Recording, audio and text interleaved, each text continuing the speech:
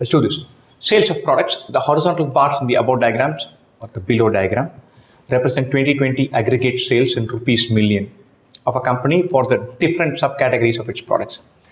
The top 4 subcategories, bookcases, chairs, furnishings, and tables, belong to the furniture product category, the top 4. The bottom 4 product subcategories, accessories, copiers, machines, and phones, these 4, belong to the technology product category. So this is furniture, this is technology. While all other product categories belong to the office supply product category. So everything from binders to suppliers. This is office supplies. This is 1, 2, 3, 4, 5, 6, 7, 8, 9. 9 here, 4 here, 4 here. 1, 2, 3, 4, 5, 6, 7, 8, 9, 10, 11, 12, 13, 14, 15, 16, 17. Yeah, the numbers add up. Nice.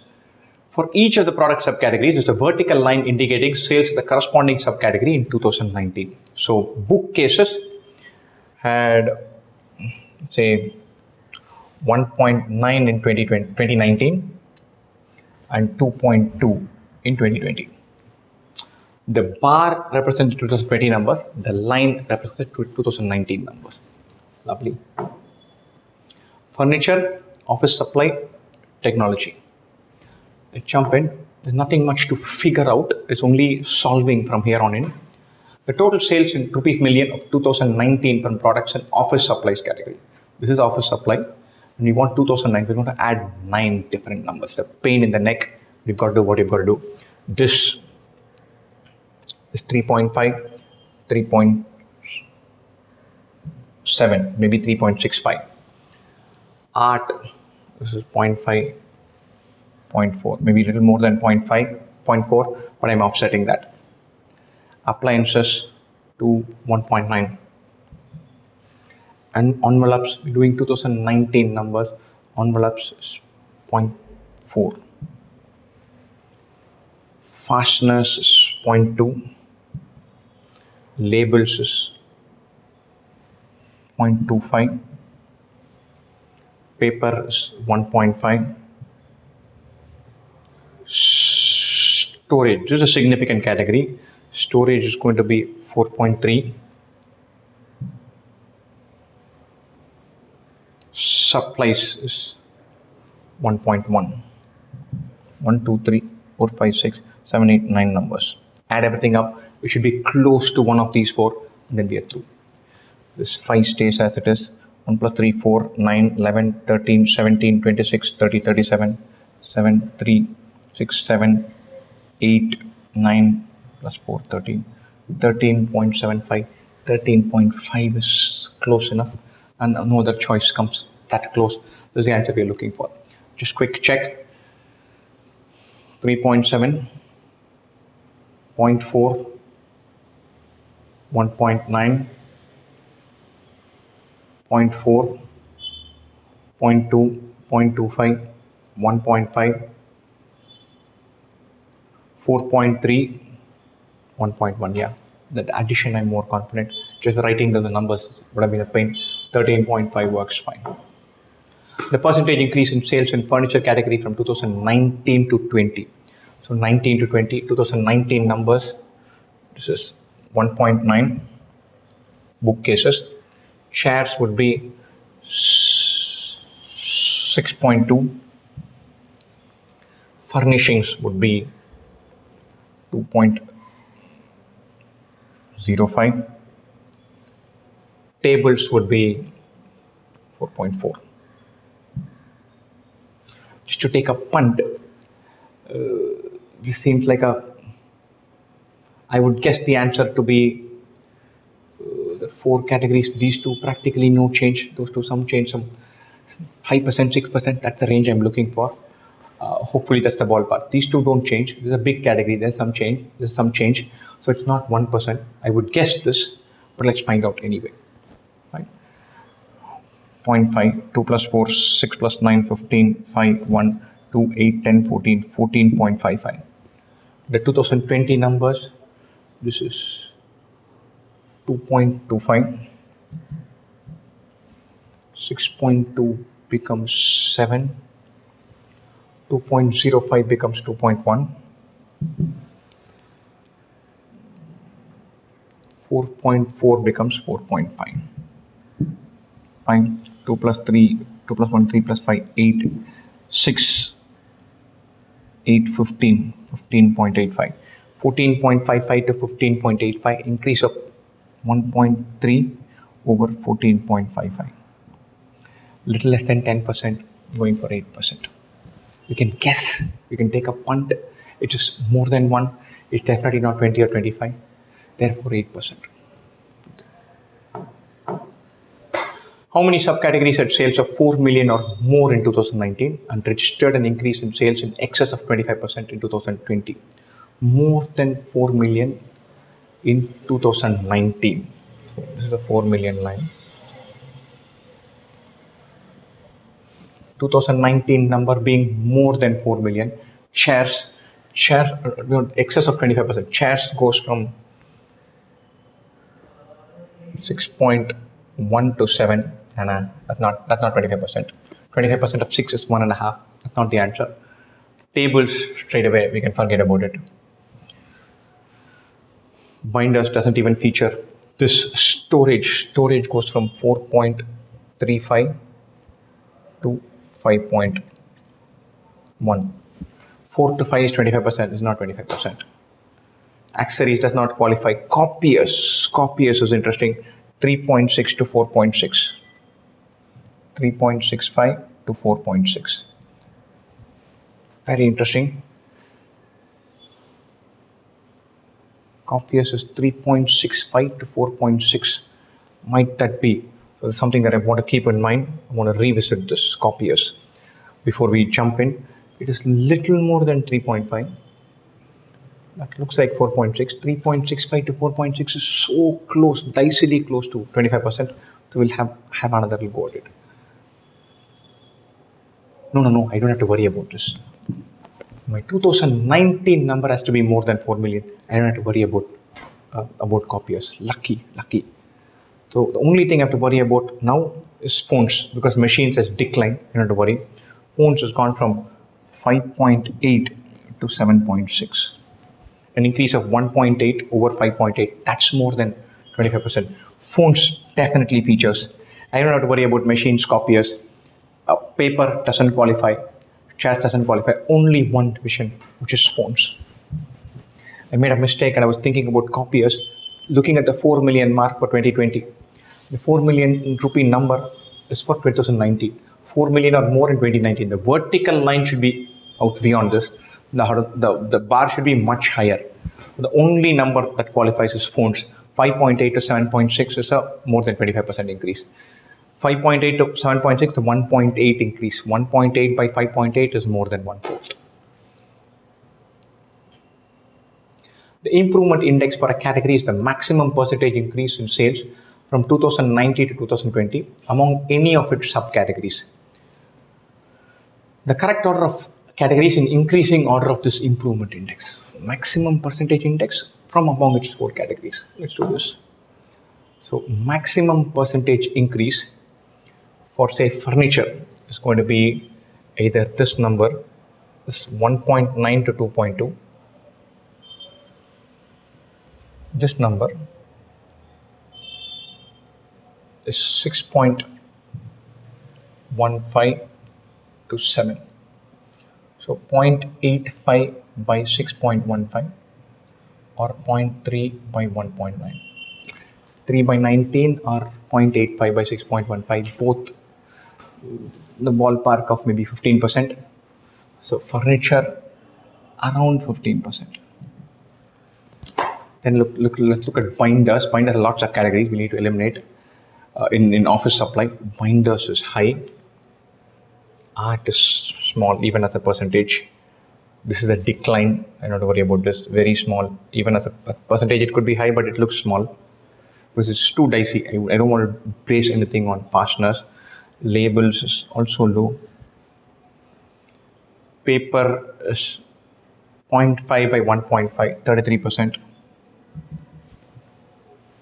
Storage is 0.5, 0.6, 0.7 by 4.4, that's less than 33%. This is a bigger number, bigger share, bigger percentage change. Supplies is smaller. Paper gives us 33%. Might this be 33%? Probably not. So fasteners, I don't want to base a judgment based on that. Binders, let's look at, because that's the only thing we have not checked. This is 3.6 to 5.3. That's 3.6 to 5.3. That's an increase of 1.7 by 3.6. That's probably more than 33%. 33% is one third. One third of 3.6 is 1.2. So 1.7 by 3.6 is 1.8 by 3.6 is 50%. So this is close to 40% or more than 40% office supply. The biggest performing category. Accessories. So this number is less than this. I can eliminate this between these two. So in this, we are going from 3.05 to 4.4. So 1.35 by 3.05. Here we are going from 5.8 to 7.6. 1.8 by 5.8. This chunk is bigger, definitely. 3.05 to 4.4 is a sharper switch than this. So 1.35 by 3.05, 1.35 by 3 is roughly 45%. 1.7 by 3.6 is also high. The smallest is furniture. Then come these two. But now I'm worried. 1.7. So let me just redo these numbers. This is 5.3. This is 3.65 maybe. 3.65 to 5.3. So that's 1.65 by 3.6. 165 by 360 into 100. Fine. 165 by 5 is 33. 360 by 5 is 72. 11 by 24 into 100. 11 by 24 into 100 is nice. So 11 by 24 goes 4 times, 96 and 40 goes nearly 6 times, is 45%. So it's more than 45%. This is probably less than 45%. So if I had to stick my neck out, I would say furniture first. This number is more than 45. This is a pain. I'm just going to check whether there's something which is juicier popping out. Appliances go from 1.9 to 3.1. Oh, I completely missed appliances. 1.9 to 3.1. The increase is 12 by 19, which is nearly 2/3. So this will kill. This number is completely wrong. I don't have to worry about binders. I completely missed appliances. So this is high. So the order is furniture, technology, office supplies. Furniture, technology, office supply, which is choice D. That's the right answer. Yeah. I completely messed up the office supply number because appliances is through the charts. 1.2 by 1.9, which is nearly 2/3. That is way more than this. I was worried that it wouldn't be this close. 45 and 45 it's too close. So it's not swing on that small a decimal place. It would have been easier to look at appliances and say we are through. This is nearly 2/3. 2/3 increase here. That's automatically higher than anything that can come here. Furniture, technology, office supply. Right. Lovely. Friends and strangers, friends, acquaintances and strangers. I found this to be incredibly tough in the moment, solving there. I made series of mistakes. Tried to put together a solution which should be reasonable to follow, but I must confess that I made a mess of this. Right. Anyway, let's start with this. Amuda, Bharathan, Chandra, Dinesh, Ezil, Funny and Gautam. That is A, B, C, D, E, F and G. 7 people. Are 7 people in a town. Any pair of them could either be strangers, acquaintances or friends. All relationships are mutuals. So if A and B are friends, A is B's friend, B is A's friend. So we don't have an issue where I think I'm his friend, but he doesn't think like that. All relationships are mutual. For example, if Amuda is a friend of Bardhan, then Bardhan is also a friend of Amuda. Similarly, if Amuda is a stranger to Bardhan, then Bardhan is also a stranger to Amuda. So there's no ghosting happening here. Partial information about the number of friends, acquaintances and strangers of each of these people among them is given in the table below. Nice. So far so good. So Amuda has 1 acquaintance and 4 strangers. Amuda should have a relationship with 6 people. So 1 acquaintance and 4 strangers, that means it should be 1. Each of these rows should add up to 6. Right? So this is 2, this is 3, this should be 1. Gautam has a relationship with 6 people. 3 plus 2 is 5. This is 1, 6. The rest I don't think we can fill. Obviously this is not the only piece of jigsaw. There should be more that's available. Let's see what else is given. The following additional facts are also known. Amuda, Bharathan and Chandran are mutual strangers, which helps. Amuda, Dinesh and Fani are Edil's friends. Chandran and Gautam are friends. Every friend of Amuda is an acquaintance of Bharathan, and every acquaintance of Bharathan is a friend of Amuda. Every friend of Bharathan is an acquaintance of Amuda, and every acquaintance of Amuda is a friend of Bharathan. Both just the same, flipped 2 ways. I think just a bit to throw us off our game a little bit. So let's fill in whatever we know. Amuda, Bharathan and Chandran are mutual friends.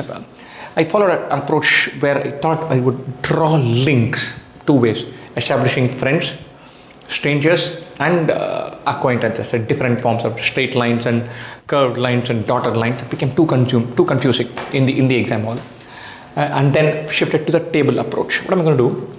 I'm going to say Amuda, Bharathan and Chandran are mutual strangers. For Amuda, Bharathan and Chandran are strangers. So let's put B and C here. For Bharathan, Amuda and Chandran are strangers, A and C. For Chandran, Amuda and Bharathan are strangers, A and B. Nice. Amuda, Dinesh and Fani are Edil's friends. So Edil's friends are A, D, F. Every time I put an entry, I'll put a corresponding entry. E and A are friends. A is E's friend, E is A's friend. E and D are friends. So D and D are friends. E and F are friends, F and E are friends. This helps. Chandran and Gautam are friends. So C and G, G and C. But it really helps us simplify, because once we mark this out, the next thing that we can do is say, hey, all the friends have been accounted for, all friends have been accounted for, only 1. So Fani is not friends with anybody apart from Edil. Gautam is not friends with anybody apart from Chandran. So we can close this out, not worry about this anymore. Right? We filled this much, and then we'll try to keep adding layer after layer to this, include this. Both of these are practically the same constraint, include this and then tweak this around. Right? So far so good, we've done all of this. Every acquaintance of Amuda is an acquaintance of Bharathan, and every acquaintance of Bharathan, every friend of Amuda is an acquaintance of Bharathan, and every acquaintance of Bharathan is a friend of Amuda. So to start with, this E should come here. This 1 should be 1, this should be 1, this is 4. So the numbers have to mirror each other. Right? This is useful because now Amudan has 1 friend, done. Bharathan has 1 friend, which is not A, which is not C, because A and C are accounted for here, which is not E, because E is an acquaintance. We have D, F, G remaining. F and G have been accounted for, or Bharathan's friend, the 1 friend that Bharathan has is D. So once we put a D here, we should put a B here. Lovely. So this D sits here. This is super helpful because we have now knocked this off, knocked this off, knocked this off, knocked this off completely. Right? Let's build on this.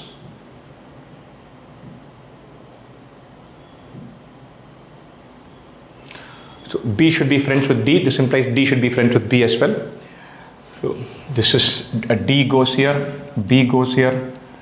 This will be D and A would sit here. Nice, wonderful. Let's see if we can build further on this.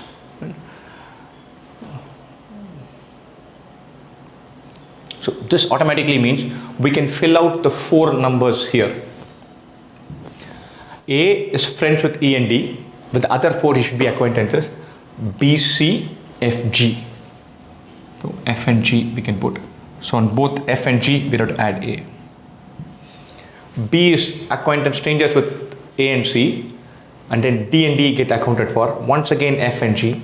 So A, C, F, G. So this should be B, this should be B. That means this is accounted for completely. Gautam has only two people who are strangers to him, that is A and B. Gautam has one person who's friend with him, that is C. So A, B, C are accounted for. D, E, F are acquaintances. So I'm going to put D, E, F. So D and G are acquaintances. So this should be G. E and G are acquaintances. There should be a G here. F and G are acquaintances. There should be a G here. Nice. So this is 2 here, 2 here. That number 2 is there. So 2 plus 2 plus 2 is 6. That means this is complete. Put a number 2 here. This is complete. Put a number 2 here. A, B are accounted for. E, G are accounted for. C and F remain. So put C, F here. This 2 is also accounted for. I've put C and F here. So in C I should put D. In F again I should put D. Lovely. So A, B, D go there. So this is complete. This is complete. This is complete. This is complete. A, D, F and B, G are here. A, B, E is already accounted for. D, F, G, A, D, F, B, G are there. C is not accounted for. So there goes a C here. If C is here, then E should be here. So now this is completely accounted for. This should be 2. This should be 3. This is done. This is done. A, B, D, E, that makes it 4. This is 1. This is 1. A, B, D, E are accounted for. A, B, C, D, E are done. G is covered. F is missing. So this should be F. If this is F, there should be a C here. So this is accounted for. This is accounted for. This is accounted for. A is complete. B is complete. C is complete. D is complete. E is complete. F is also complete. This is 2. This is 3. Which must mean G is also complete. This is complete. This is complete. So we fill the entire grid out. It seems swimmingly easy. It was not at all this easy in the context and pressure of an examination thing. So the way of mapping here, we put A and E, then automatically we should put E and A. Every relationship is mutual. So you put A, B, one link, put B in front of A, mix with A, then A should go with B. So put them together like that, then it should get simplified. So inch by inch, so just a quick recap. So B, C, F, G are strangers to A, C, F, G are strangers to B. So F and G here, F and G here, which automatically means A and B here, A and B here, which means this is complete. A, B, C are done. This is D, E, F here. If this is D, E, F here, in D we put a G, in E we put a G, in F we put a G, which means these two add up to 2, 2, 2 complete. A, B, C is missing, D, E, G, C and F. This should be C and F. C and F go here. So in C there should be a D, in F there should be a D. And then the complete slowly.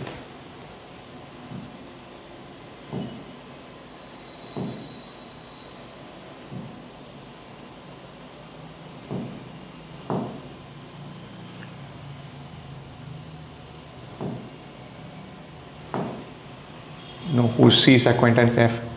Now we have completed the grid. Once we complete the grid, answering question should be pretty straightforward. Who are Gautam's acquaintances D, E, F? Dinesh, Eril and Funny. Which of these pairs share the same type of relationship? Bharathan, Chandran, B, C are strangers. Dinesh, Eril, D, E are friends. So not this. Chandran and Eril, C, E are strangers. Dinesh and Gautam, D, G are acquaintances. Not this. Amuda and Gautam are strangers. E and F, Eril and Funny are friends, not this. Bharathan and Eril, B and E are acquaintances. Funny and Gautam, F and G are acquaintances. This work. Both are acquaintances. Once you've got the whole table, just looking at that and answering the question. Very doable. Who's an acquaintance of Amuda? D. Dinesh. Done. Who's an acquaintance of Chandran? Chandran's acquaintance F. Funny. Done. How many friends does Edil have? Edil has 3 friends. ADF. Again, simple. How many people are either a friend or a friend of Edil? Friend is ADF. That's in the bag.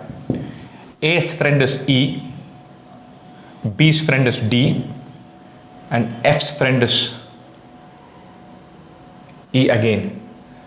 So how many are either a friend or a friend of Edil? Edil has 3 friends, A, D, F. A has E as a friend, B has D as a friend, F has E as a friend. So friend or friend of a friend. Give me a second. Of Edil. Edil has 3 friends, A, D, F. A has E. A has E, D has B, and F has E. So A, D, F, and B. I made this beautiful mistake and I counted E also. And I said A, D, F, E, B. That doesn't work. Friend or a friend of a friend. That means I shouldn't be counting the person himself. So I marked 5 for this because I counted A, D, F, B, alright, and I counted E also because there's an E sitting here and an E sitting here. So I counted E as a friend of E, which is rather silly. So I should have counted only 4. The answer is 4. Raw materials. Let's have a look at this.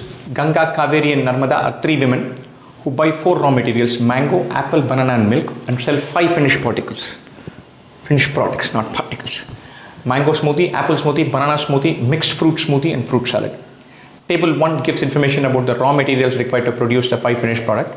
Mango smoothie is mango and apple, banana smoothie is banana and apple smoothie is mango and milk, apple and milk, banana and milk.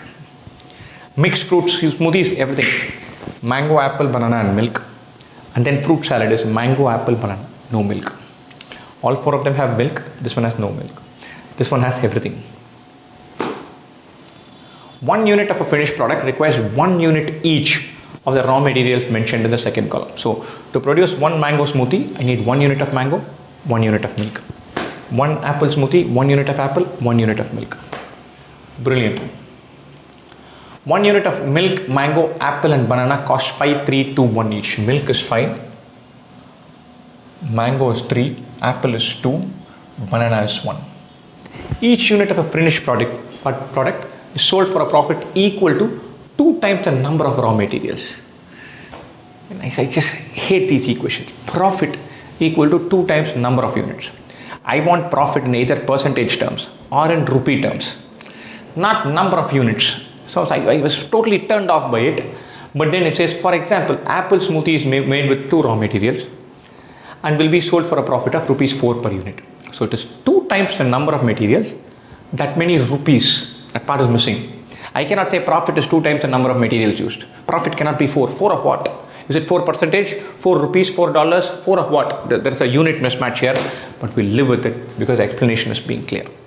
Leftover raw materials are sold during the last business hour for a loss of 1 rupee per unit. The amount in rupees received from sales for each woman in each of the 4 business hours of the day is given in table 2. 23, 19, 31, 21, 22, 21, etc., etc., etc. The raw materials left over are sold in the last hour. So this is not just sale, this is sale and leftover. That needs to be sold off. Lovely. The following additional facts are known. No one except possibly Ganga sold any mango smoothie, which is one thing. Each woman sold either 0 or 1 unit of any single finished product in any hour. So they don't sell 2 apple smoothies or 2 banana smoothies or 2 fruit salads. Each woman had exactly 1 unit each of 2 different raw materials as leftovers. No one had any banana left over. Each of them had 2 of the other 3.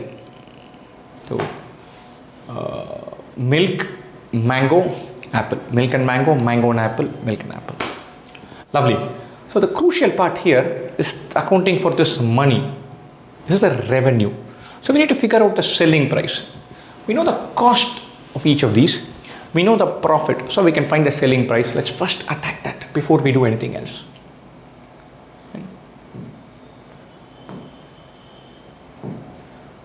So milk and mango are 5 and 3 each. So cost is 5 plus 3, 8. Milk and apple are 5 and 2 each, 7. Milk and banana are 5 and 1, adds up to 6. Apple, mango, banana and milk put together, 5 plus 3 plus 2 plus 1, 11. Mango, apple, banana, 3 plus 2 plus 1, 6. These three products have 2 raw materials each, a profit of 4, 4, 4. This one has 4 raw materials, has a profit of 8. This one has 3 raw materials, profit of 6. So selling price is 12, 11, 10, 19, 12. 8 plus 4, 7 plus 4, 6 plus 4, 11 plus 8, 6 plus 6. These numbers are super crucial. We will take these numbers and then make all kinds of inferences based on their revenue numbers that we see. And so each unit is for a profit equal to 2 times the number of raw materials. This we know, so we can figure this out. The cost going in we know, so we can find the selling price. And this is super useful because the moment we see that next table, in the first business hour you make 23. 23 cannot be got by selling only 1. 23 among these is 12 plus 11. So it's either smoothie, mango smoothie and apple smoothie, or apple smoothie and fruit salad. One of the two. The second hour, Ganga makes 21. It is only 11 plus 10. The third hour, Ganga makes 29, which is only 19 plus 10. So based on these numbers, we can figure out pretty much exactly what was sold in the first hour, second hour and third hour. We still are in trouble with the fourth hour because there are some leftovers and leftover dynamics come into the picture, which is a pain in the neck.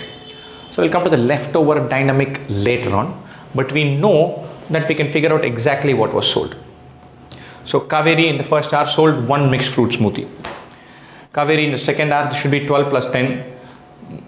This plus this or this plus this. It couldn't have been 12 plus 10 like this because nobody except Ganga possibly makes mango smoothie. So in the second hour, it should have been fruit salad and banana smoothie. 30 should be 19 plus 11, mixed fruit smoothie and an apple smoothie. Narmada makes 31, 19 plus 12. Only this 12, not that 12, because only Ganga can make mango smoothie. 21 is 11 plus 10. Apple smoothie and banana smoothie. 23 is 11 plus 12. This 11 and this 12. So we can make several inferences quite clearly for almost all of these. We're going to have some more trouble dealing with this. Fine, but we'll come to that later on. But each of these numbers more or less gives a unique solution because they can be got by combining only some combination. 22 cannot be 11 plus 11 because nobody sells 2 units of something in a given hour. So 22 is only 12 plus 10. There's only this for Kaveri and Narmada. The only place where ambiguity can come is this 23 could be 11 plus 12, either these two or this and this. So in the first hour, Ganga definitely sold an apple smoothie. Her second item could have been a mango smoothie or a fruit salad. Both are possible. That's the only thing where we need to be switched on about. The rest kind of fall in place automatically. Brilliant. So the prices 5321, we put them. The selling prices, we have them here. The business hour sales units, we have them here. And so now the leftover part, we still need to figure out. No one had any banana. Each one had exactly 1 unit leftover of 2 raw materials. And leftover raw materials are sold at a loss of 1 rupee per item. Right? I'm going to go to the question straight away. What best can be concluded about the number of units of fruit salad sold in the first hour? In the first hour, so this is 12 plus 11. This is just 19. This is 19 plus 12. This is definitely fruit salad because the Narmada cannot sell mango smoothie, whereas this 12 plus 11, that 12 could have been smoothie or fruit salad. Both 12s are possible, so there's definitely one in. There could be a second one, 1 or 2. That's the answer. The first 12 in Ganga's case, that could have come from mango smoothie or fruit salad, whereas this is definitely fruit salad, so 1 or 2. Which of the following is necessarily true? Narmada sold 1 unit of leftover milk. Kaveri sold 1 unit of leftover mangoes. Ganga did not sell leftover. We've got to now crack this leftover part. First of all, each woman had exactly 1 unit of 2 different raw materials as leftovers. No one had any banana left over. So they could have had mango, milk and apple, mango and apple. That's the combination. Leftover raw materials are sold at a loss of 1 rupee per unit. So if you sell milk and mango, 5 plus 3 is 8, you get 6 rupees. If you sell mango plus apple, 3 plus 2 is 5, you get 3 rupees. If you take milk and apple, 5 plus 2 is 7, you get 5 rupees. So your realization from selling leftovers is either 5, 3 or 6. 5, 3 or 6, depending on what combo you're selling. And so 5, 3 or 6. So in the last hour, each of them could have got -5, -3 or -6 than this. Or no leftovers, and that could be the number itself. And so -5, -3, -6, -5, -3, -6. Each woman had exactly 1 unit of each of this, so there's no possibility of no leftover. So from each of these, this could be subtracted. For realizing how much they sold from the smoothies, the remaining coming from the leftover numbers. So this 30 could have been 25 plus 5. It could have been 27 plus 3. It could have been 24 plus 6. This 27 could have been 22 plus 5, 24 plus 3, 21 plus 6, and so on. Okay. So let's drill down and then say, hey, option 1 is 25 plus 5, 27 plus 3, this is 24 plus 6. So what is the leftover here? Is plus 5. Plus 5 is effectively milk and apple. Milk and apple is plus 5. Mango and apple is plus 3. So this is plus 3. So milk plus apple. Mango plus apple. This will be milk and mango. Plus 6.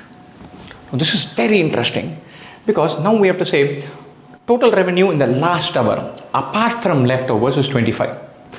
Now 25 cannot be brought in any combination. 12 plus 11 is 23, 10, 19 is not possible, 10 plus 15 is not possible. So this is out. 27 can we get? No, we can't get 27 either. 27 is also out. 12 plus 15 is not available, 11 plus 16 is not available, 10 plus 17 is not available, 19 plus 8 is not available, dead. 24 is possible, 12 plus 12. So Ganga definitely sold 1 mango smoothie and 1 fruit salad in the final hour, and finally had milk and mango remaining, sold that for 6 to generate this 30. That 30 can be obtained only as 12 plus 6. Now let's go to Kaveri. 22 is possible, 12 plus 10.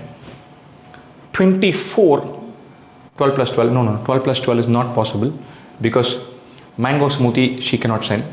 So 21 is 11 plus 10, that's also possible. Narmada 17 is not possible, 16 is not possible, 19. Brilliant. So Narmada has sold 1 mixed fruit smoothie and has had mango and apple left over for the last hour. Ganga has sold 1 mango smoothie and 1 fruit salad in the last hour and then had milk and mango left over.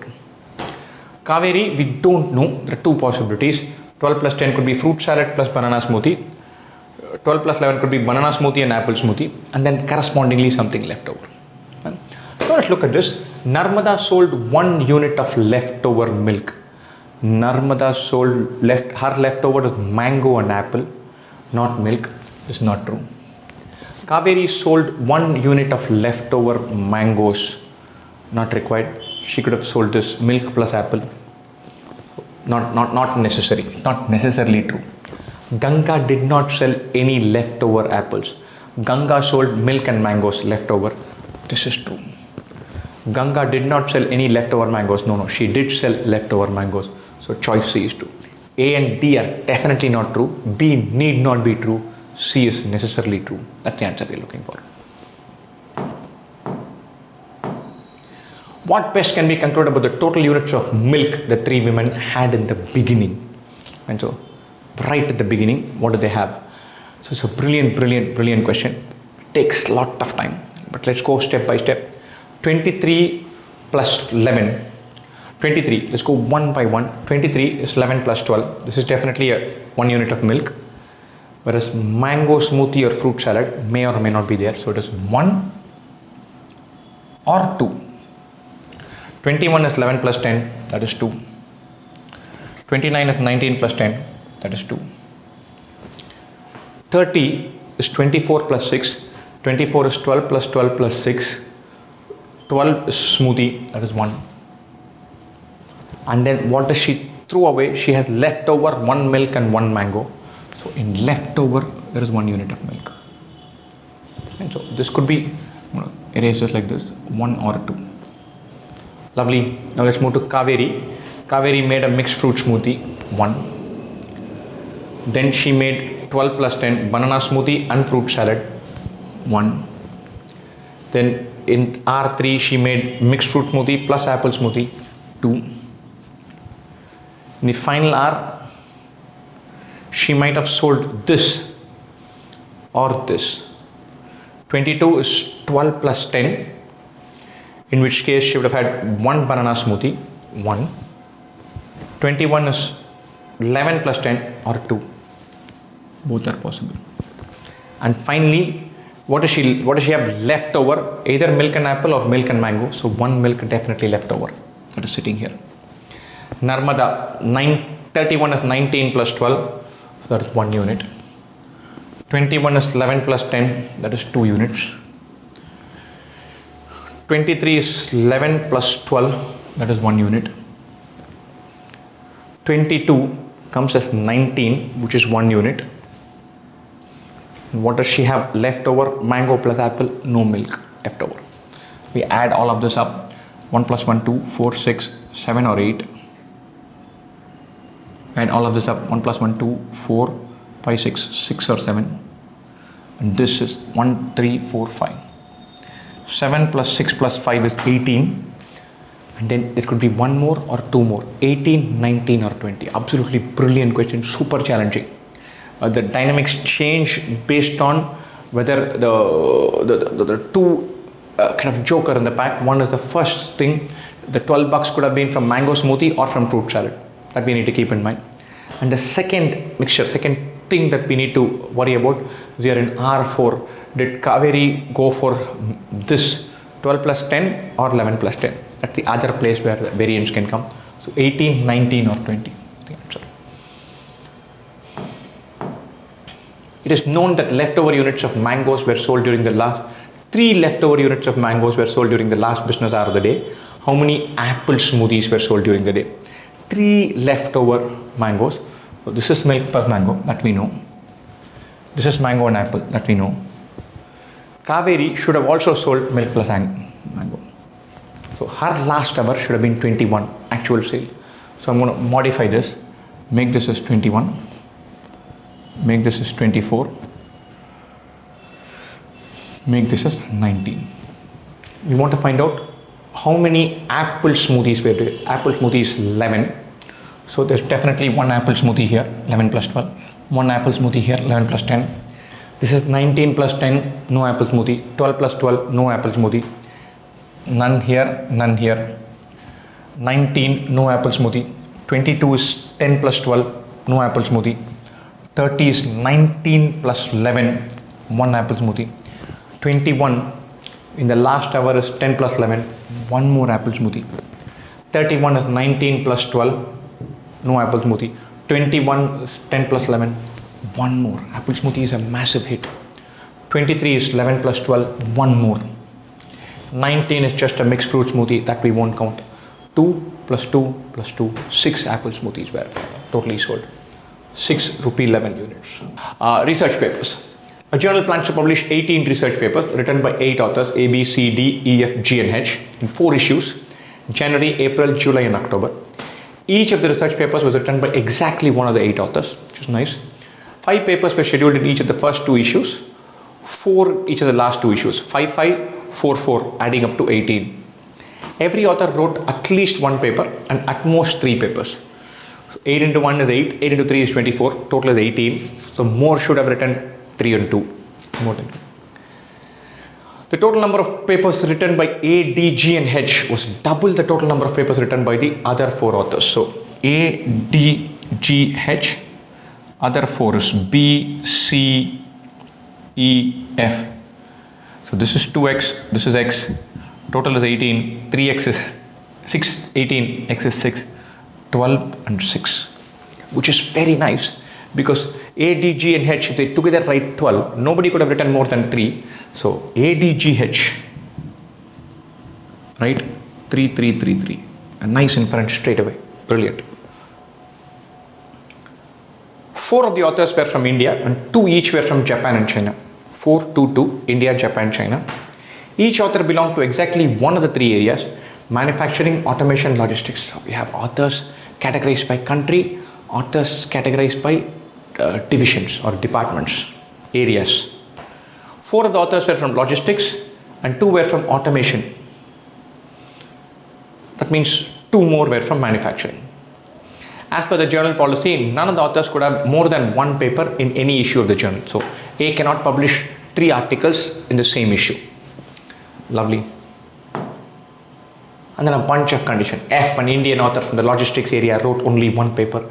It was scheduled in the October issue. A was from automation and did not have a paper scheduled in the October issue. This is going to be tricky to remember all of this and process this. So we need to capture data in some form. Saying Jan, April, July, October. And manufacturing, automation, logistics, China, Japan, India, 224, 224. A, B, C, D, E, F, G, H, how many did each of them write? The first inference that we could draw was A, D, G and H together contribute 12 articles or 12 papers. So nobody can do more than 3. So A, D, G, H account for 3, 3, 3, 3. The other 4 should add up to 6. So B, C, E, F together is 6. So it is either 1, 1, 2, 2 or 1, 1, 1, 3. One of these combinations. Each of them should have at least 1. 1, 1, 1, 1 adds up to 4. The 2 extra could be either 2, 2 or also to the same guy 1, 1, 1, 3. But this, the 12 is 3, 3, 3, 3. That life makes simpler for us. So 3, 3, 3, 3 for A, D, G and H. Brilliant. Now let's build on this. F, an Indian author from logistics area, wrote only 1 paper, which is nice. It was scheduled in the October issue. F is in logistics, F is from India, and F sits in October. A was from automation, which is nice, and did not have a paper scheduled in the October issue. Not in October. A has published 3 papers. Nothing in October. This is brilliant. That means A should feature in all 3. A. Right? And A was from automation. None of the Indian authors were from manufacturing, and none of the Japanese or Chinese authors were from automation. So all automation should be from India. So this is automation, should be A. A should sit here also. Right? Let's go step by step. A was from automation and did not have a paper scheduled in the October issue. So A should be here, here and here. C and D, both Chinese authors from different areas, had the same number of papers scheduled. Further, E had papers scheduled in consecutive issues of the journal, but C did not. So we know A, D, G, H. So we know B, C, E, F. They add up to 6. C and D are both Chinese authors. Let's put both C and D here. With that, the China part is complete. They are from different areas. That means the Chinese and Japanese authors are not in automation. That means there should be 1 from manufacturing, 1 from logistics, C and D. Further, E had papers scheduled in consecutive issues, but C did not. First inference, E should have had 2 articles published. C should also have 2 to publish. So at least 2. So it should be 2, 2, 1, 1. And so C had 2, E had 2. E had in consecutive issues, C had in not consecutive. C did not have in consecutive issues. B from the logistics area had a paper scheduled in the April issue. B is in logistics and had something scheduled in April. Let's build on this. None of the Japanese or Chinese authors were from the automation area. That means all automation professors, authors are from India. That means this should be A. Okay. A and H were from different countries but had their paper scheduled in exactly the same issue. This is massive because we have A, we can put H straight away. B and G belong to the same country but none of their papers were scheduled in the same issue. We know B published only one and that was in April. So G should have published in Jan, July and October. So we got AHG, ABH, AHG, FG. So we need to have only one more here, only two more here, 2 and 2 here. Right? A, D, H, G each published 3. We can make an inference about D, then we are through because that will fill 3 slots. It will be massively useful. D, a Japanese author from the manufacturing area. So this is D and this is D. Did not have a paper scheduled in the July issue. Brilliant. Nothing in July. So D would come here, D would come here, D would come here. So we need to have only one more. We have accounted for B and F. We have accounted for A, D, H, G. We are worrying only about C and D. Right? Brilliant. So we need to have 2 C's and 2 E's, but otherwise this is completely filled. We still need to figure this out, but this is filled apart from 2 C's and 2 E's. Let's go and attack this. Now we come back here. C and D, both Chinese authors from different areas, had the same number of papers scheduled. E had papers scheduled in consecutive issues. It will be Jan and April, April and July, July and October. But C did not. If E had Jan and April, C should have been in these 2. Not possible. If E had July and October, C should have been in these 2. Not possible. Our life is simple. E has in April and July. C has in Jan and October. Brilliant. Now C and H belong to different areas. C and E belong to different areas. These 2 different areas are manufacturing and logistics.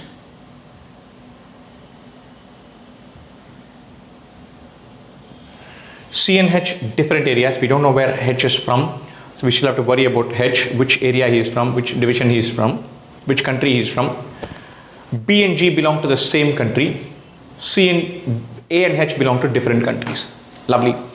So this is massively useful. I'm going to attack this next. B and G belong to the same country. BG cannot be in China. China is accounted for. They cannot be in Japan. Only 2. Or BG sit here. Brilliant. So FABG, the Indian contingent, is completely filled. This is CE. So Japan should be DH. Now C and H come from different areas. Both cannot be automation. C and D come from different areas. So we don't know. C and D have to be logistics and manufacturing. C and H have to be logistics and manufacturing. H is from Japan. Yep, between logistics and manufacturing we need to have that. So E and H have to be together. C has to be in the other part. That's maybe something that we can infer. BG same country. So we fill this. H is Japanese. We fill that. So H goes into the logistics part because between C and D, one has to be in manufacturing, one has to be in logistics. So there's no room for manufacturing for H. So H has to go here into logistics. So final piece of the jigsaw, we need to have C and D going into manufacturing and logistics. So A, B, D is accounted for. So we have C and D sitting here. So G should be here. Is Indian, that goes here. A, G, F, B go here, G go here. C and D have to be in one of these 2, either here or here. C and H belong to different areas. H is here, so C should be here, E should be here. An absolutely delightful set. Jan, April, July, October, 5544, we've completed that. This we've completed the grid, how many papers each one has published. This we have done who's from manufacturing, who's from automation, who's from logistics. We have broken China, Japan, India. We've got the entire grid. Hopefully all the questions should kind of take care of themselves. Now we can go on and answer the questions. What is the correct sequence of number of papers written by B, C, E, G? B is 1, C is 2, E is 2, G is 3. 1, 2, 2, 3. 1, 2, 2, 3. Done. Fine. Nice. How many papers were written by Indian authors? Indian authors are F, B, G, A. F is 1, B is 1, G is 3, A is 3. 1 plus 1 plus 3 plus 3, which makes 8. Which of the following statements must be true? Every issue had at least one paper by authors from each country. Every issue had at most 2 papers from authors from each area. Look at this. Had at least one paper from authors from each country. So countries is F, B, G, A. I think India will feature in all. That's going to be there. Lots. So China, CE are there in everything. DH, D is here. H and D are here. G is here. Sorry, H is here. D is here. So every issue has at least one paper by authors from each country. Okay, verified. So statement A is true. Statement B, every issue had at most 2 papers by authors from each area. So this has to be false. We can find 3 papers from authors from the same area. Anyway, true. So I'm going to attack logistics. Logistics has FBHE. If there's any issue which has FBHE or more than 2 of these, then we are true. FBHE, BHE are sitting here in the April issue. So in the April issue, there are 3 papers from logistics. So at most 2 papers, that is wrong. This is wrong. This is true. So only statement A is correct. That's the right answer. Which of the following statements is false? Every issue had exactly one paper by a Chinese author. Chinese authors are C and E, C, E, E, C, exactly one. We did a full round of this, so this is true. Every issue had at least one paper by authors from automation area. Automation is A and G. A, G. Yeah, this is also true. The first 3 have A, the 4th one has G. The others will also have G, but A and G definitely, so it's also true. Every issue had exactly 2 papers by authors from logistics. Logistics is FBH. This has BH and E. So April 5 issue has 3 papers from logistics, BH and E. So this is not true. That's the right answer. Every issue had exactly 2 papers by Indian authors. FBHE. That's interesting. Had exactly 2 papers by Indian authors. Indian authors FBGA, B and A. FBGA, G and A. FBGA, G and A. F and G. Yeah, that is true. I was surprised I'm surprised that is true. It seemed like a complicated thing for exactly 2 authors, but this is also true. The only statement that is false is statement C. Which of the following statements is false? Exactly one paper by an author from logistics area in the October issue. October issue. Logistics is FBHE. Only F is sitting here. This seems to be true. There was exactly one paper by an author from manufacturing area in the April issue. Manufacturing is D and C. April issue has E and D. So exactly one paper from manufacturing in the April issue. That is not correct because D and C. One second. D and C in April issue. This is correct. Not D and D. D and C. So only D is featuring there. So this is also true. Exactly 2 papers by authors from manufacturing area in the July issue. July issue has AHGE. Manufacturing is D and C. Nothing here. So this one is false. Exactly 2 papers by authors from manufacturing area in the January issue. DC, yeah, this is also true. A, B and D are true. C is incorrect. C says exactly 2 papers from manufacturing area in the July issue. The July issue does not have D or C. 0 papers from manufacturing. That is the incorrect one. Choice C. Which of the following is the correct sequence of number of papers by authors from automation, manufacturing and logistic areas respectively? Automation is A and G. A and G is 3 plus 3, 6. So automation is 6. Then comes manufacturing. Manufacturing is D and C. D is 3, C is 2, 5. Then comes logistics. That should be the remaining. Logistics is FBHE 1, 1, 3, 3, 8. Sorry. FBHE 1, 1, 3, 2. 1, 1, 3, 2, 2 plus 3, 5 plus 2, 7. Adding up to 18. This seems like it will work. 6, 5, 7 is the right answer. 10 objects O1, O2, O3 till O10 were distributed among Amar, Bharat, Charles, Disha and Elise. So 5 people, 10 objects. Each item went to exactly one person. Each person got exactly 2 of the items. And this pair of objects is called her or his bundle. So if Elise gets O2 and O7, O2 and O7 is Elise's bundle. The following table shows how each person values each object. Numbers going from 4 to 10. There's also a 3 sitting here. Nice. But we can't really make sense of this. We need to read more before we draw any conclusion. The value of any bundle by a person is the sum of that person's values of the objects in that bundle. Nice.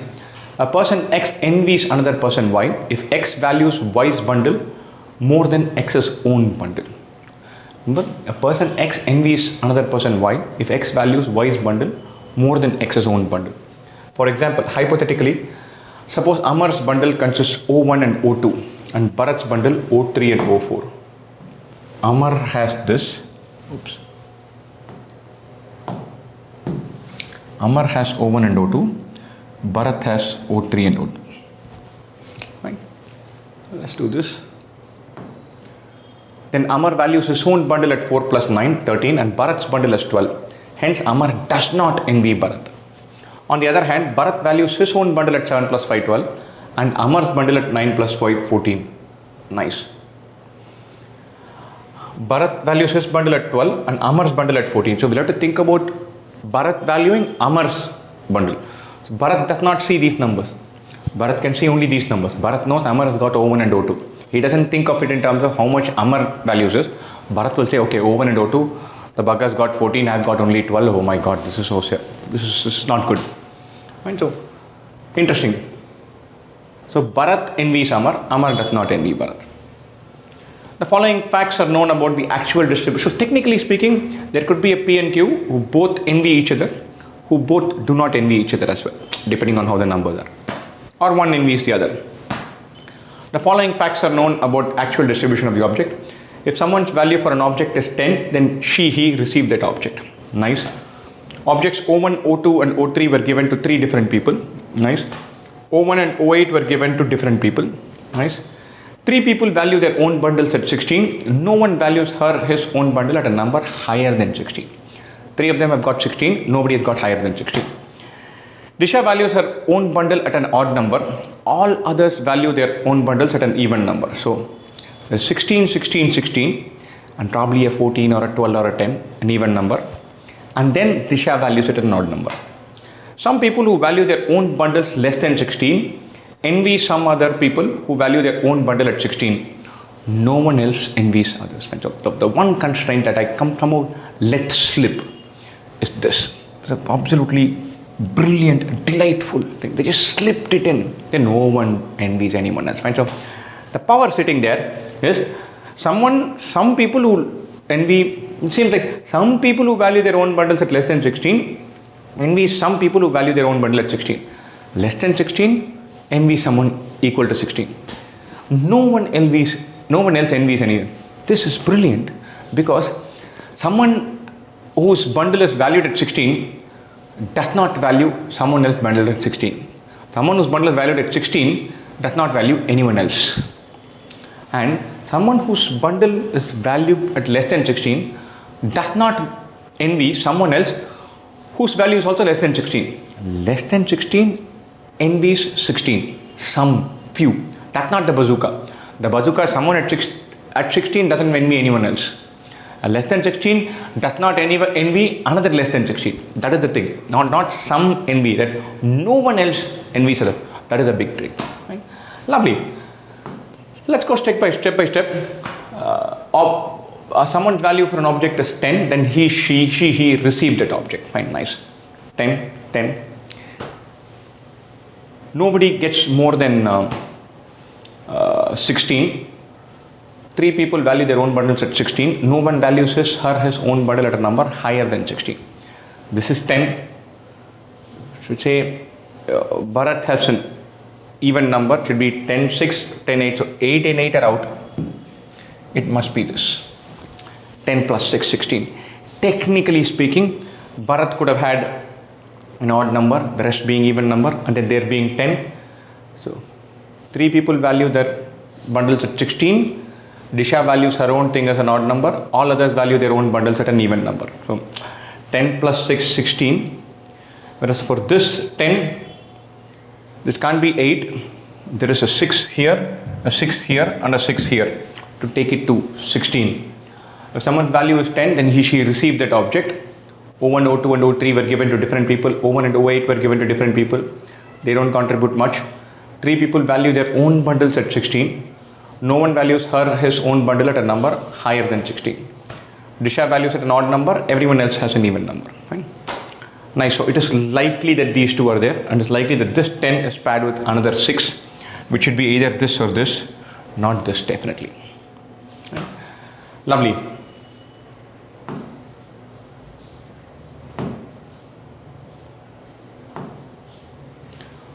Now, Amar values Bharat's bundle at 17. Very interesting. 8 plus 9 is 17. Now, if Bharat has got 16 and Amar values Bharat's bundle at 17, then Amar could not have got 16.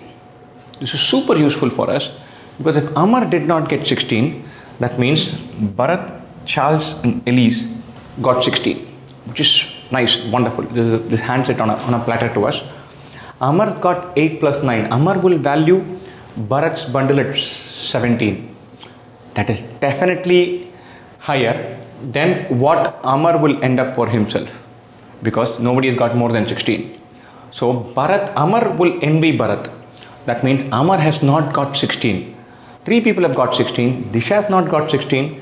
Amar has not got 16. That means Bharat, Charles and Elise should have got 16. Brilliant. This 10 plus 6 tells us that Amar could not have got 16. That means the other 3, Bharat, Charles and Elise, have got 16. I mean, Elise should have go with either this or this, one of these two, and then we'll make some inferences about Charles. Right? Wonderful. Now, Charles has got 16. Charles has not got a 10. He could have got 2 8s and nothing else. 8 and 6, 8 and 4, they don't work. He should have got 2 8s. That means he should have got, there's an 8 here, 8 here, 8 here. 2 out of these 4 8s, O1, O2, O3 go to different people. So he couldn't have got O1 and O2, he couldn't have got O1 and O3. O1 and O8 go to different people. So O1 is out. O2 and O3 go to different people. That means Charles has got O8 and one of these two. Nice, wonderful. Charles has got O8 and one of these two. He couldn't have got O2 and O3. He couldn't have got O1 and anything else. So O8 and O2 and O3. Nice, brilliant, so far so good. So now let's look at Charles's value. Charles is valued at 16. Bharat has a number 9 and 7 here and 8 here. So if we think about how Bharat values Charles's bundle, Bharat will value Charles's bundle as 8 plus 7 or 8 plus 9. If Bharat values Charles's bundle at 8 plus 9, 17, Bharat will envy Charles, which is not possible because Bharat has got 16. He doesn't envy anyone who's got 16 or anyone else for that matter, which means Charles cannot have got O2. Because if Charles gets O2, Bharat will end up envying Charles. That means Charles has got O3. So now we've got 2 for Bharat, 2 for Charles. Life is good.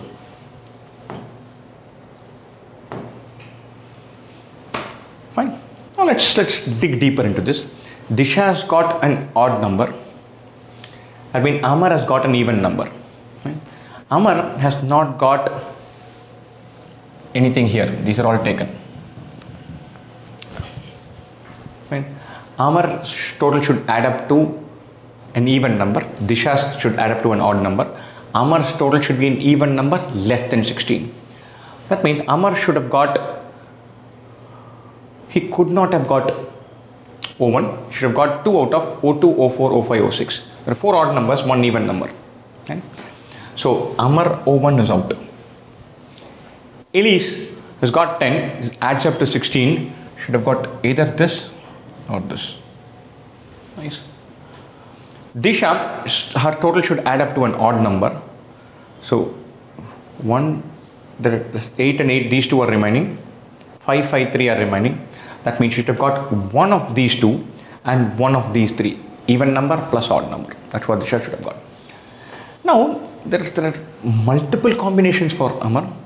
2 out of these 4, multiple for Disha. At least it is clear, either this 6 or this 6.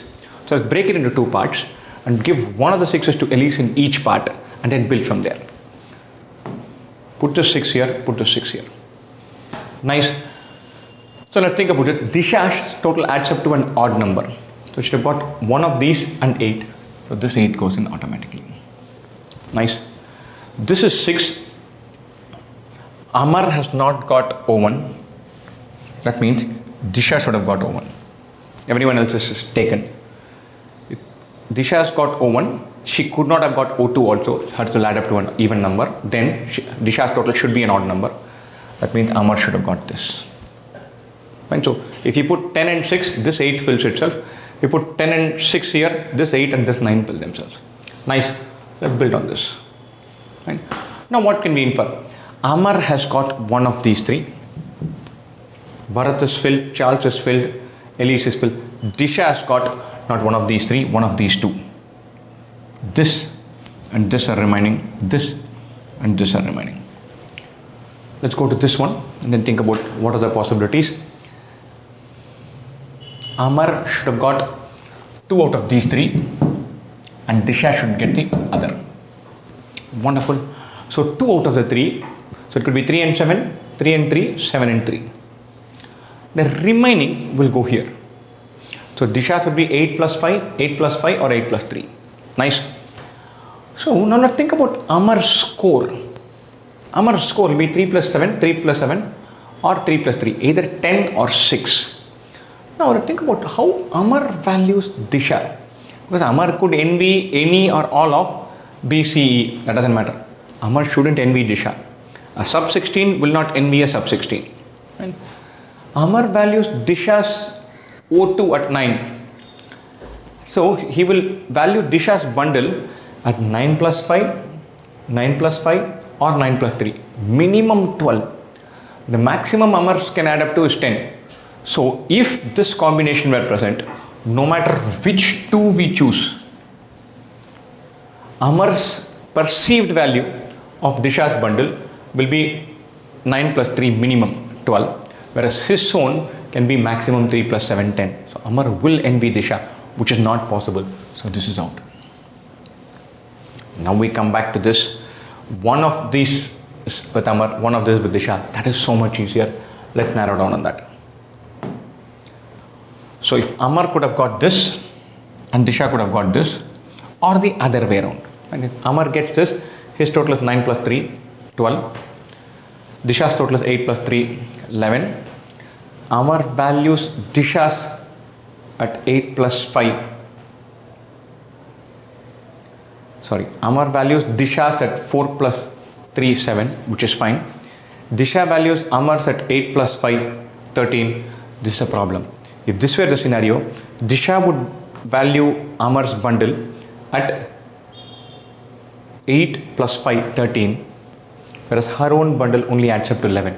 That's not possible. In which case, Disha will say, okay, my value is 11, but I can see that Amar is getting 13 because he's got O2 and O4. I look at O2 plus O4, that adds up to 13, whereas I have got myself only 11. That's an issue there.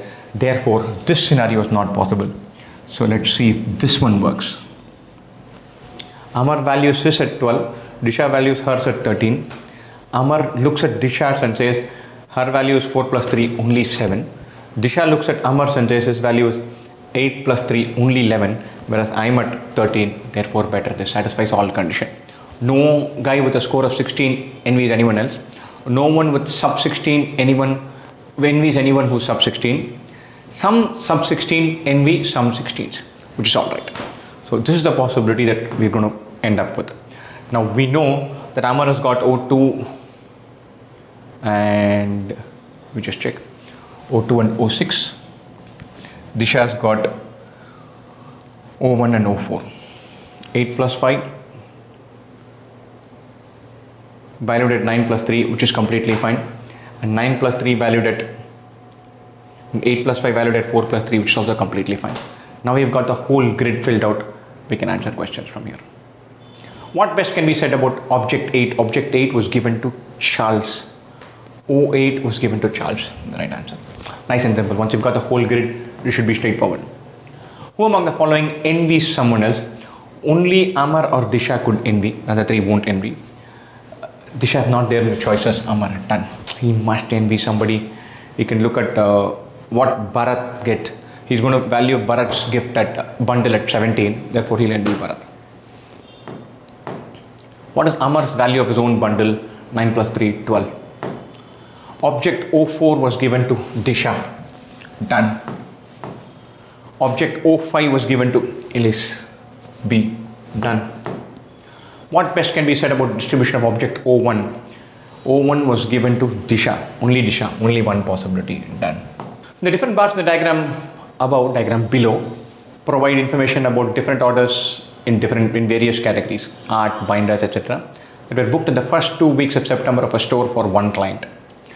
The color and pattern of a bar denotes the ship mode, first class, second class, standard class. The left end point of a bar indicates the booking day of the order, while the right end point indicates the dispatch day. Let's look at this.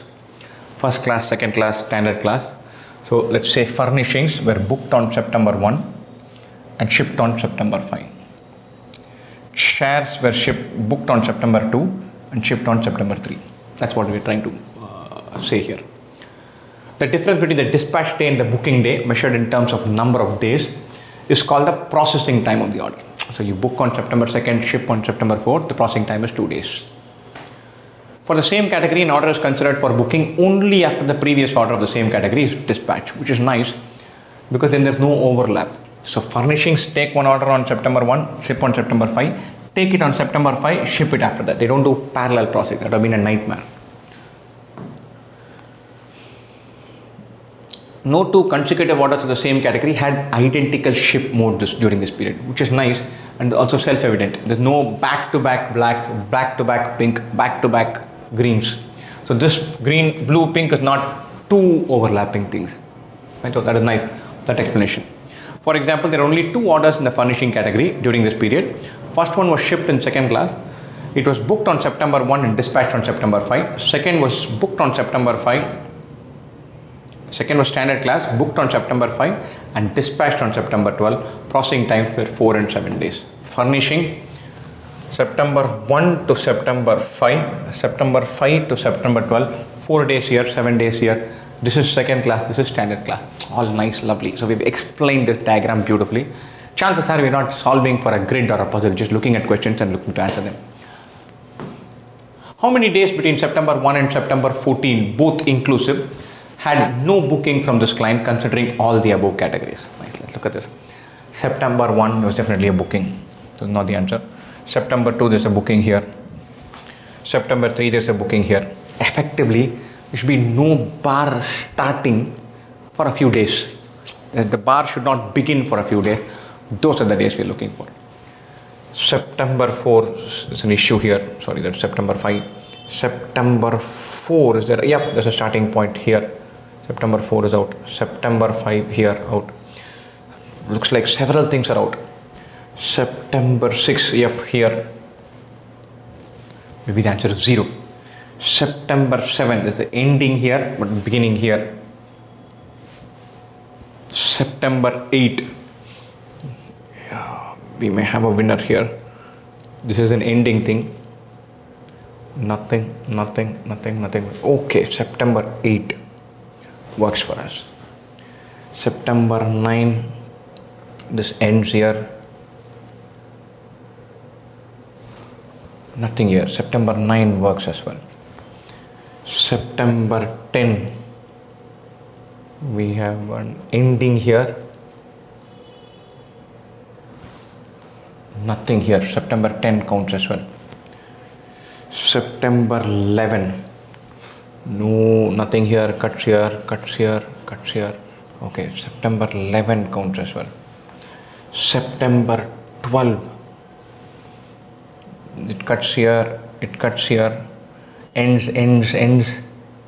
Cuts, ends, cuts. So September 12 will get counted as well. September 13 we have a beginning here. We should not count September 13. September 14. Nothing here, nothing here, nothing here, nothing here. September 14 will get counted as well. 1 to 7, nothing happened for us. And then 1, 2, 3, 4, 5, 6 different dates. Except September 13, everything from September 8 to September 14. So 6 different occasions. No new orders were booked. Several were dispatched, nothing was booked.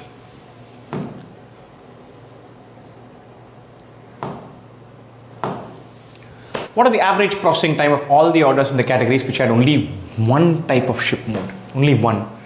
Multiple. Nothing. Okay, only one type of ship mode. Completely standard. Everything else has more than one. Life is super simple. So this is 1 to 19. This is 18 days. 3 to 7. This is 4 days. 18 plus 4 is 22. 22 by 2 is 11. Average shipment days. Average processing time. 22 by 2 is 11. Only 2. Nothing else we are considering. 18 plus 4, 22 by 2, 11. The sequence of categories art, binders, paper and phones in decreasing order of average processing time is, so let's look at art, binders, paper and phones. Nice, all together. We have 1, 2, 3, 4, 5 totally, going from 1 to 21. Sorry, it is going from 1 to 21, or this average is 20 by 5, which is 4. 20 days by 5 categories, 5 shipments, 4. 1, 2, 3, 4, going from September 16 to September 1, 15 by 4, which is 3.75. Paper, September 2 to September, this is September 12, starting from September 2 to 12 is 10. This is 10 by 3, which is 3.33. Up to September 12, starting from September 2. Phones 1, 2, 3 categories again, going till September 16, starting from September 2, 16 to 2. Going till September 17 and starting from September 2. 2 to 17 is 15 days. 1, 2, 3, 4, 5. Yeah, 15 by 3 equal to 5. Decreasing order we want. So the highest is phones, then art, then binders, then paper. Phone, art, binders, paper.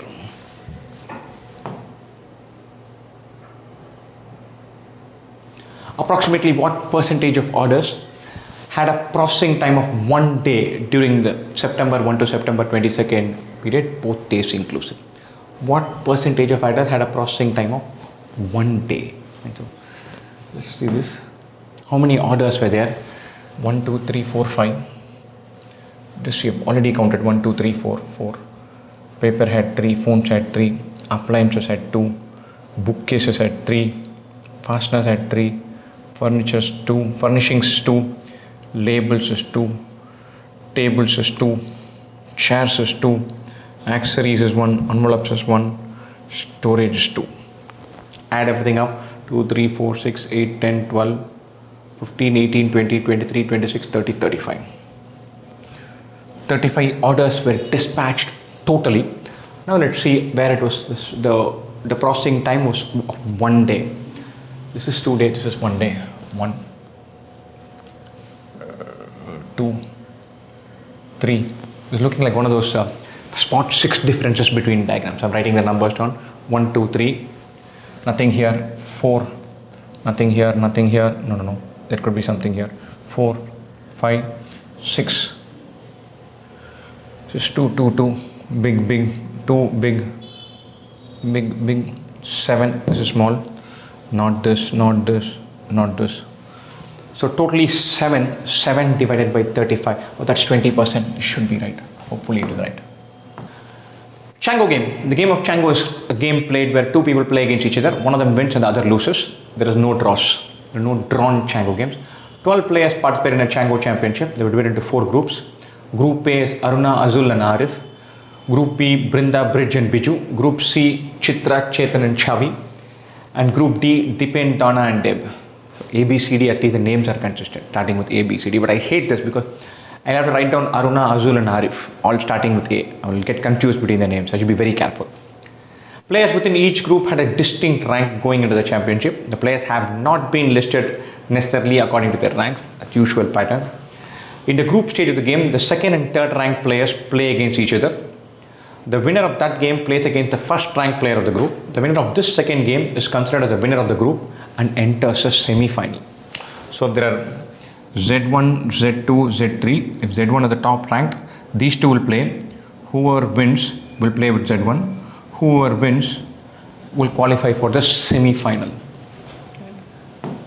The winners from groups A and B play against each other in the semi-final, while the winners from C and D play against each other in the other semi-final. The winners of the two semi-finals play against each other in the final to decide the winner of the championship. Nice. It is known that Chitra did not win the championship, which is nice. I mean, which is not nice for Chitra. Simple fact. Aruna did not play against Arif. Bridge did not play against Brinda. Did not play, I don't like it. Aruna did not play against Arif. Aruna versus Arif was not a match. It doesn't help us draw any inference powerfully from there. We cannot say neither of them was number one because Aruna could have been number one. Arif could have played with Azur and lost. So this will hold good. So it's not giving us much. Aruna, Biju, Chitra and Dipen played 3 games each. Azul and Chetan played 2 games each and the remaining played 1 game each. This is a big giveaway. These 4 people played 3 games each. From a group, you could play 1 game. If you're the seeded player, you'll play 1 game. The number 1 player, you'll play 1 game. Or 2 games. There are 1 group game or 2 group games. If you're playing 3 games, then you have come outside the group. Or you have won the group and you have taken part in the semi-finals. So Aruna, Biju, Chitra and Dipen, automatically we know that they have played the semi-finals. They've gone to the next round, which is huge. Aruna, Biju, Chitra and Dipen played 3 games each.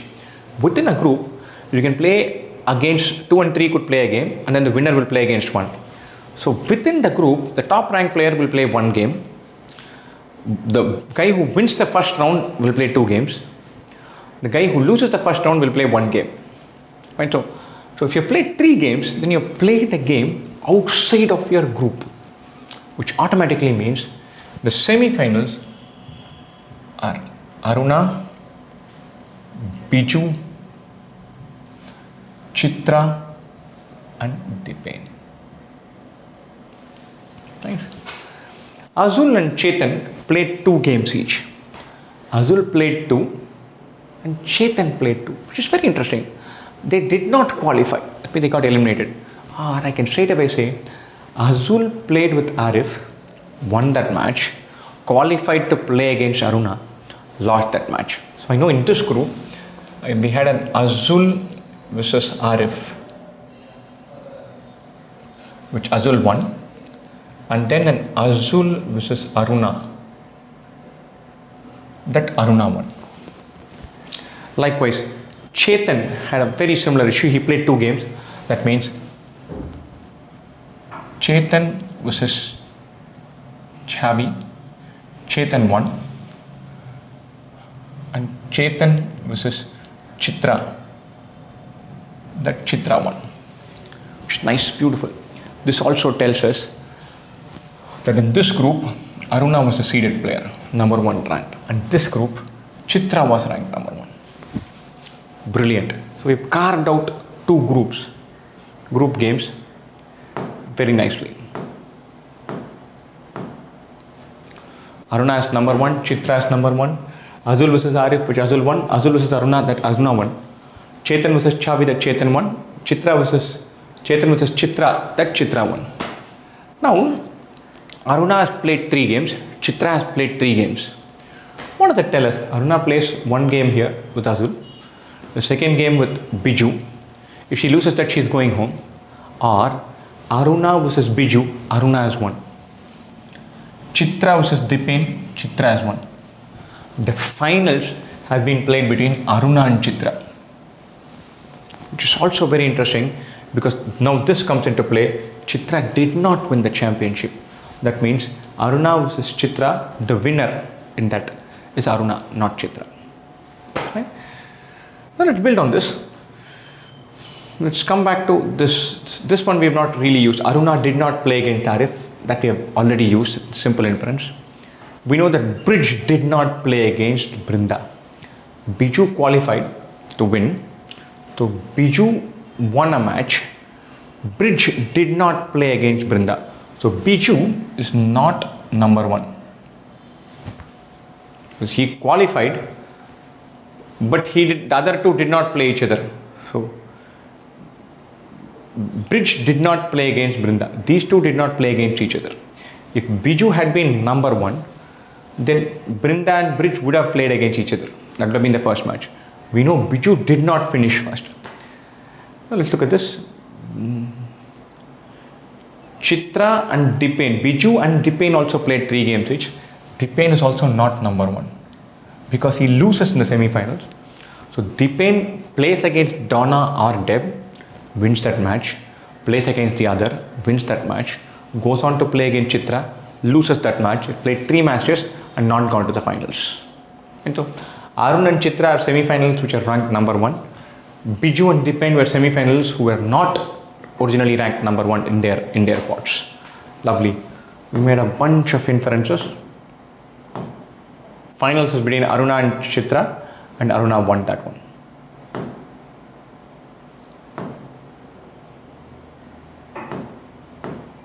Lovely. Who among the following is definitely not ranked first in his or her group? Aruna was ranked first, Chitra was ranked first. Dipen was not ranked first. Bridge could have been first. We don't know that.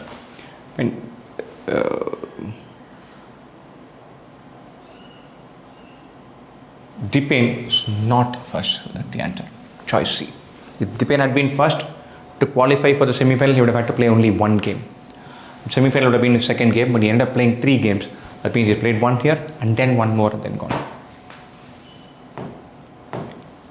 Which of the following pairs must have played against each other? Azul and Biju, no, Azul didn't qualify. Donna and Chetan, no, Donna didn't qualify. Deb and Donna. Dipen was not number 1. So one of these 2 was number 1. Dipen could have played against Donna, won, and then played against Deb. So Donna versus Deb need not have happened. Need not have happened. Right? Chitra and Dipen, yeah, that definitely happened. This is our answer. Choice D. Chitra and Dipen was 1 semi-final. Who won the championship? Aruna won the championship. Who among the following did not play against Chitra in the championship? Chitra played against Chetan, Dipen and Aruna. Chetan, Dipen and Aruna. She did not play against Biju.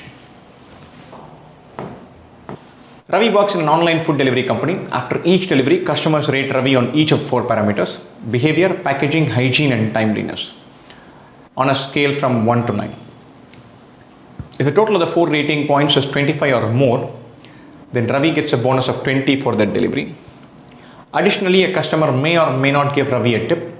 If the customer gives a tip, it is either 30 or 50. Nice. One day, Ravi made 4 deliveries, one to each of Atal, Bihari, Chirag and Deepak, A, B, C, D, which is nice, and received a total of 120 in bonus and tips, which is nice. We've got 20, 20, or 30, 30, 50, 50, 20, 20, 50, some combination. He did not get both a bonus and a tip from the same customer, which is very powerful, which is very useful. So that means you could have got 20, 20, 20, some number of 20s, some number of 30s or 50s. Totally 4 payments he got. He never got both from the same customer. So he gets some 4 of these and they add up to 120. And so 50, 50, 20, 0. You get 2 tips of 50, 50, 120 and 0. That's one. Or 50 and 30, 20 and 20. 80 plus 40, 120. So 2 bonuses and 2 tips. So he never got both from the same guy. He did not get both bonus and a tip from the same customer. So he couldn't have had one customer giving him a 30 buck tip and from who's on basis of which delivery he gets a 20 rupee bonus. That's not happening. Out of the 4 deliveries, he gets some bonuses, some tips, never both for any given delivery. Right? The following additional facts are also known. Timeliness, Ravi received 21 points. 3 of the customers gave him the same rating point, etc., etc., etc. I'm not going to read all of this because before I put it in a table, I know that there are 4 parameters and I know there are 4 customers. So I have a 4x4 grid that I'll have to total up. I'll have to fill in. I'm going to get some things about the total number of points for the parameter, total number of points for the delivery, and then tip, bonus, etc. I'm going to capture all of this. Okay, hey, nice. Atal, Bihari, Chirag, and Deepak. Behavior, packaging, hygiene, timeliness. Does he get a tip? Does he get a bonus? How much is the tip? That's what we're going to think about. Right? Lovely.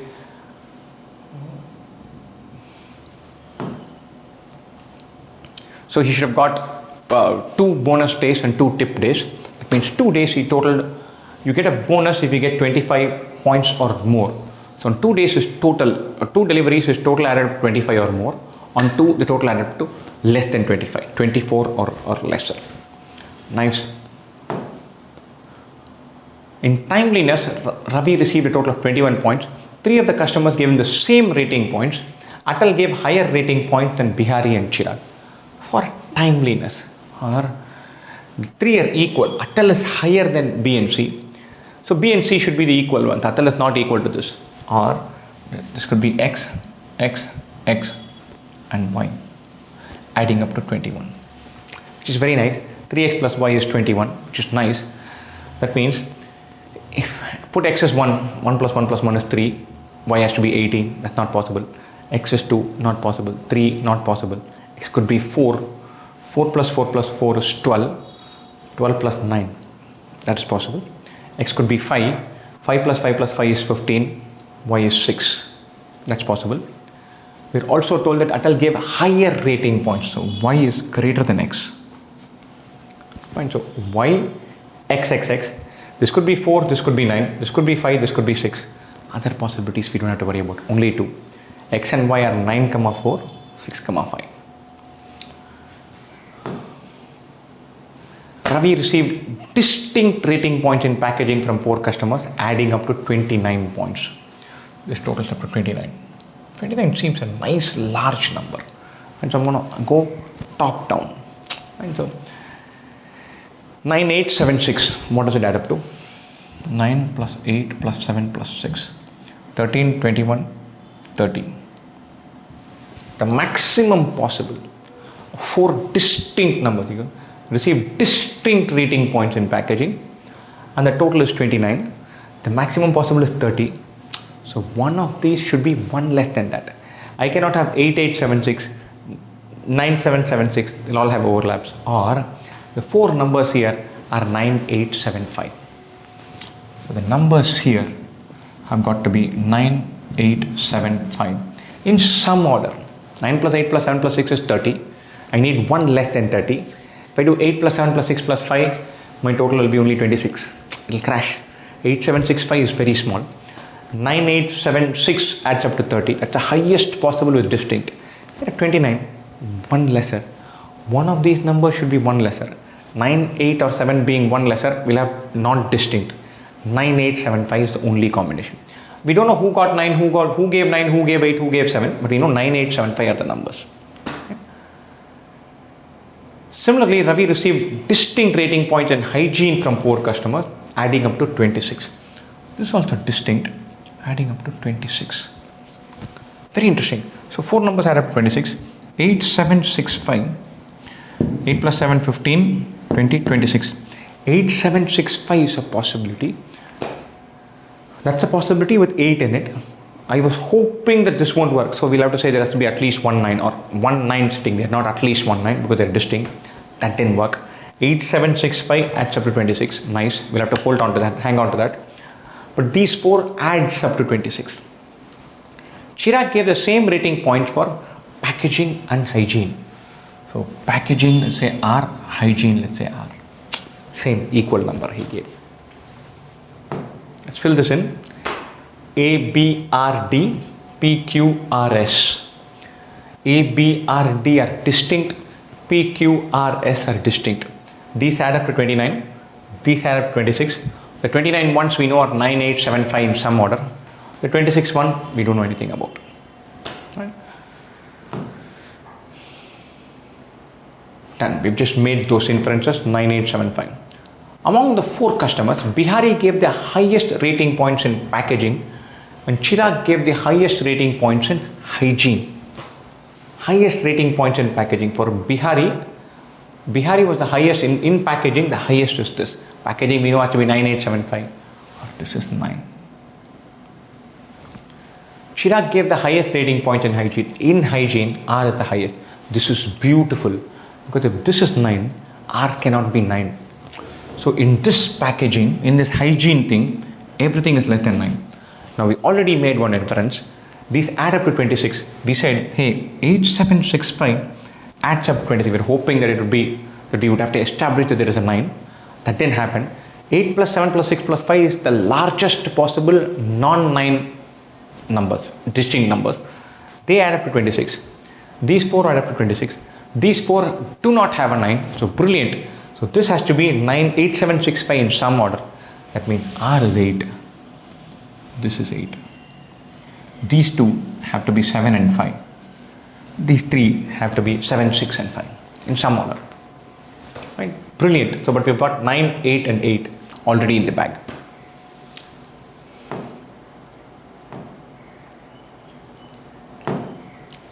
Everyone rated Ravi between 5 and 7 in behavior.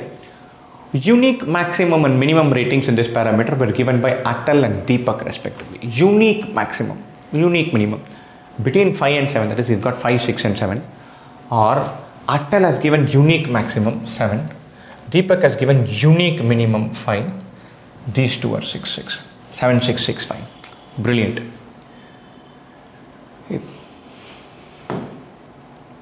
If the customers are ranked based on ratings given by them in individual parameter, then Atal's rank based on packaging is the same as that based on hygiene. Brilliant. This is also true for Deepak. Or for packaging, this is the first rank. This is the second rank. Atal has got 3rd or 4th. Then for hygiene also, he's got 3rd or 4th. For Deepak also, that is the same. Or if Atal has got 3rd, then A should be 7,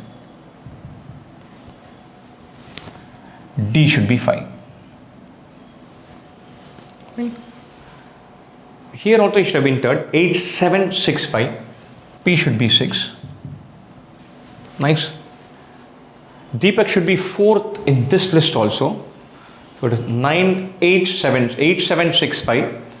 So it should be 4th here. S should be 5. This is one combination where Atal ranks 3rd in both of these and Deepak ranks 4th in both of these. Now, Atal could rank 4th. That means A would be 5, which means D would be 9, 8, 7, 5, 7. Atal is 4th. Hygiene also should be 4th. P should be 5. This 8, 7, 6, 5. Deepak should have ranked 3rd. 8, 7, 6. S should be 6. This is another possibility.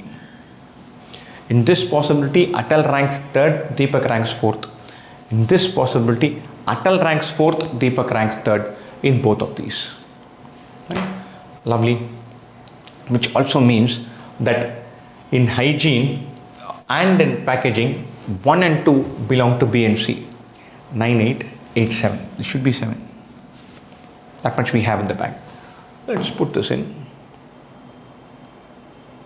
So we either have 7655 or 5576.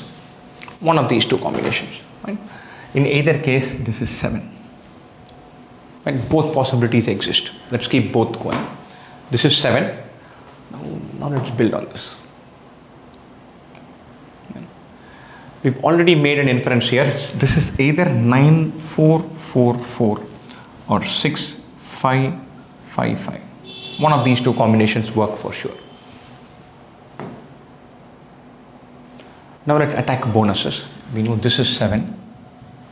Let's count C, A, B, C, D. A has lots of gaps. B, 6 plus 9, 15, 15 plus 7, 22. 22 is in the bag. X could be 4 also. Get a bonus. C, 6 plus 8, 14, 14 plus 8, 22. Already 22 in. You'll also get a bonus. D, 5 in the bag. D and S could be 7 and 6, in which case it will add up to 18.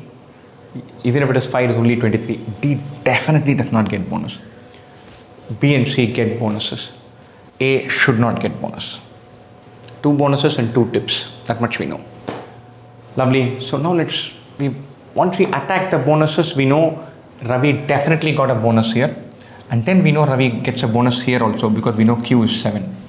These 3 add up to 22. No matter what this is, he gets a bonus here.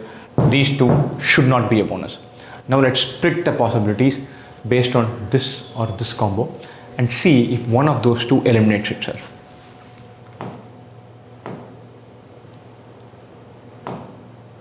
So what do we fill here at this point? We can put this is 5, this is 5, in which case 9, 8, 7, 8, 7, 6, 5. We fill it like this. Or we could put 9, 8, 7, 8, 7, 6 and both of these being 5. 2 possibilities. Let's fill both of them in. 7, 6 and 5, 5 here or 5, 5 and 7, 6 here. Right? In any case, 6 plus 9, 15 plus 7, 22. This will be a bonus. 6 plus, this is a bonus. 6 plus 9, 7, 22 plus X, this is also a bonus. Right? And all we need to do is look at these 2 possibilities and say, hey, in which case will Atal A not get a bonus? Because if A gets a bonus, then our total 120 won't add up. 7, 7, 6, 14 plus 6, 20. Y could be 9 or Y could be 9 or 6. 7, 7, 14 plus 6, 20. 29 will fetch a bonus. 26 will also fetch a bonus. Or this is just not possible. Only this is possible. Now within this, 7, 5, 5, 17. If it were 9, that will go to 26. That will get a bonus. So this can't be 9. The Y has to be 6. 5, 5, 5. This does not get a bonus because it adds up to 10, 17, 23. Or we know that only this combination works for Atal and Deepak, packaging and hygiene. And in this combination, Y should be 6 and X should be 5. Only one possibility. We jot that down and then we are through.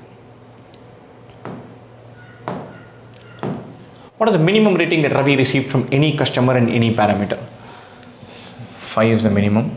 5. There's no force. 5 is the answer. Done. The complete list of customers who gave the maximum total rating points to Ravi.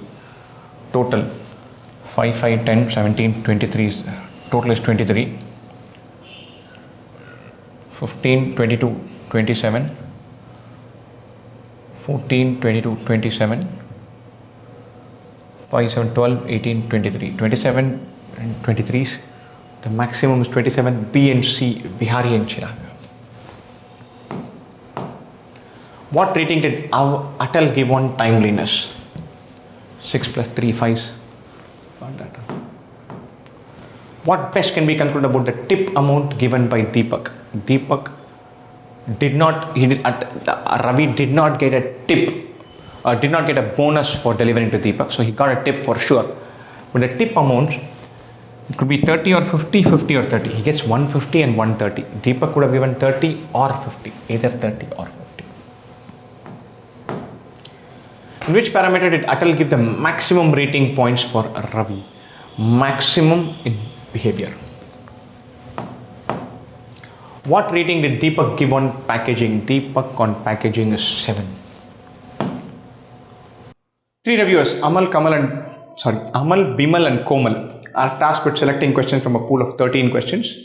Questions can be created by external subject matter experts, SMEs, or by one of the 3 reviewers. Each of the reviewers either approves or disapproves the question that is shown to them. Their decisions lead to eventual acceptance or rejection of the question in the manner described below. Each of them looks at a question and says yes or no, and then there is a complex algorithm finally whether the question gets accepted or not. A question is created by an SME, it is reviewed first by Amal, then by Bimal. If both approve, then the question is accepted and is not reviewed by Komal. Both are yes, then it is not reviewed by Komal.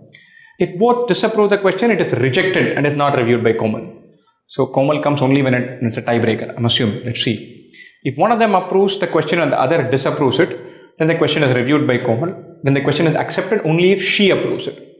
So if it's a tie, she comes in and then she takes the final decision. A question created by one of the reviewers is decided upon by the other 2. If a question is created by Amal, then it is first reviewed by Bimal. If Bimal approves the question, then it is accepted. Otherwise, it is reviewed by Komal. The question is then accepted only if Komal approves it. If Bimal approves, it's in. If Bimal doesn't approve, it has another chance. If Komal could approve, then it goes through. The question is then accepted only if Komal approves it. A similar process is followed for the questions created by Bimal, whose questions are first reviewed by Komal and then by Amal, only if Komal disapproves it. Questions created by Komal are first reviewed by Amal and then if required by Bimal. The cycle: Amal, Bimal and Komal, Bimal, Komal and Amal, Komal, Amal and Bimal.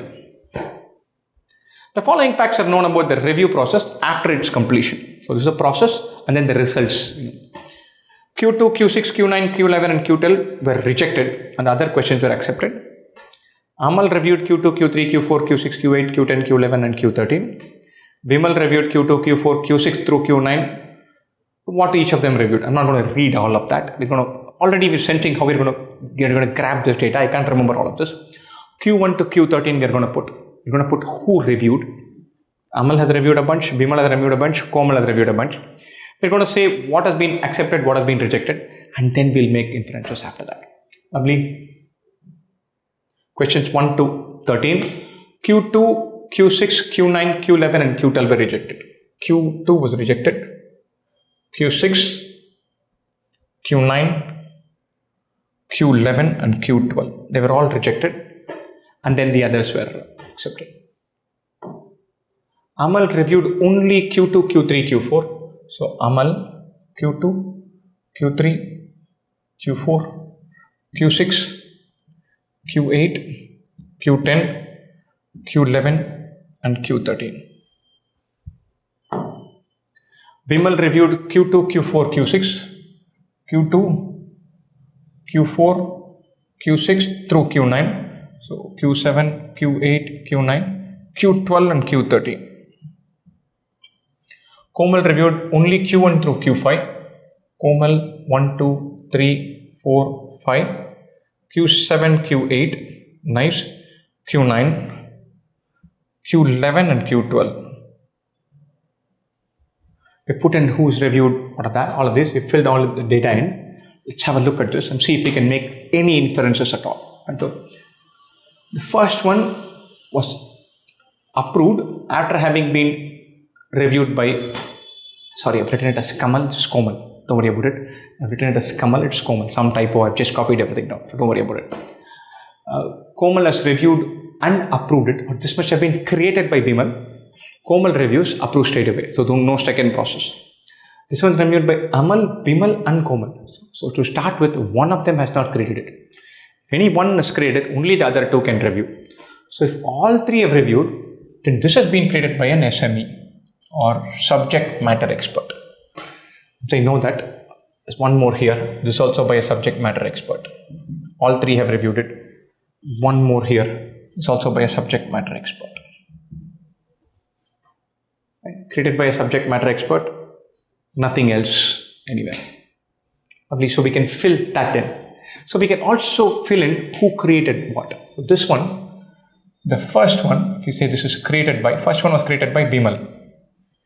Second one, reviewed by Amal and Kamal. It could have been created by Bimal, not by SME. SME means it would have been Amal and Bimal, then only it will go to Komal. So this again was created by Komal, rejected it, and then Amal accepted it. This is approved by Komal, so B, and then approved straight away. Amal, Bimal, then rejected. Either Komal has created it or SME has created it. If an SME has created it, then it has been rejected by Amal and Bimal. If Komal has created it, then it has been rejected by Amal, then by Bimal. Both have rejected it, either case. Okay, then Amal rejects, goes to Bimal, Bimal also rejects. SME, both reject, both are possible. Bimal and Kamal, this should have been created by Amal.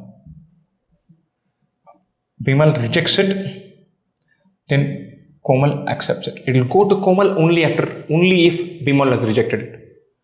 This one is SME. We don't know, this is split, but Komal has approved it. This goes to SME, this is split, but Komal has rejected it. This goes to SME, this is split, but Komal has approved it. Question number 9 has been created by Amal. Because Bimal and Komal have reviewed it. Bimal has rejected it, and so too has Komal. So Amal has approved it. This is created by Komal. Amal and Komal have reviewed it. That means it must have been created by Bimal. Komal rejects it. It goes to Amal. Amal also rejected. Last one reviewed by Bimal and Komal must have been created by Amal, and then rejected by Bimal, rejected by Komal. This one created by Komal, first reviewed by Amal, rejected, then reviewed by Bimal, in which case it is accepted because the final state is accepted. So with this grid, we can figure out pretty much who created each of those questions with some allowance. This could have been SME or K, but Amal and Bimal alone have reviewed. So the only instance of only Amal and Bimal have reviewed, or only Amal and Bimal have reviewed. All three, only Amal and Bimal. All three, only Amal, no Bimal. This is Amal and Bimal. Okay, this could have been SME or K. Sorry, this has been accepted. Just have to be careful. This could have been K or SME. So we cannot make this inference. Either both could have approved it, in which case it gets approved directly. If it had been created by K, then rejected by Amal, and then accepted by Bimal. So two possibilities exist. This is SME or K. If Amal and Bimal are the only ones who have reviewed it, it would have been SME or created by K. Both are possible. Lovely. So just to recap, if SMEs have created it, both approve, then it gets approved. Both reject, then it gets rejected. If one approves and one rejects, then it goes to K. And then K takes a decision. If Amal creates, then it goes to Bimal, reviews it first. If Bimal approves, it gets approved. If Bimal rejects, it goes to Komal.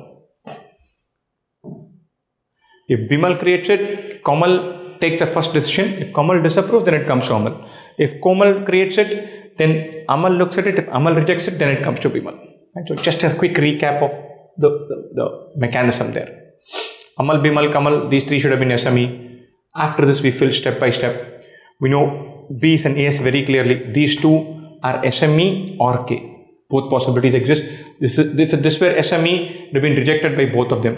If it were K, then it would have been rejected by Amal first and then Bimal. Both are rejecting. Here, if this were SME, then accepted by both of them. If it is K, rejected by Amal and then accepted by Bimal. Yeah. Lovely. We got this whole thing. Let's go to the question. How many questions were definitely created by Amal? Let's see this.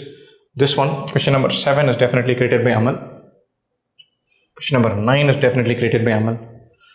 12 is definitely created by Amal. We know it for everything except for SME or K in 2 cases. 11 out of the 13 we know who created. These two are SME or K. Amal, how many has he created? He has created 3. How many were definitely created by Komal? So This one is definitely from common. Then nothing else. It could be 3, it could be 1, it could be 2. These two are ambiguous. One has definitely been created by common. That is this one.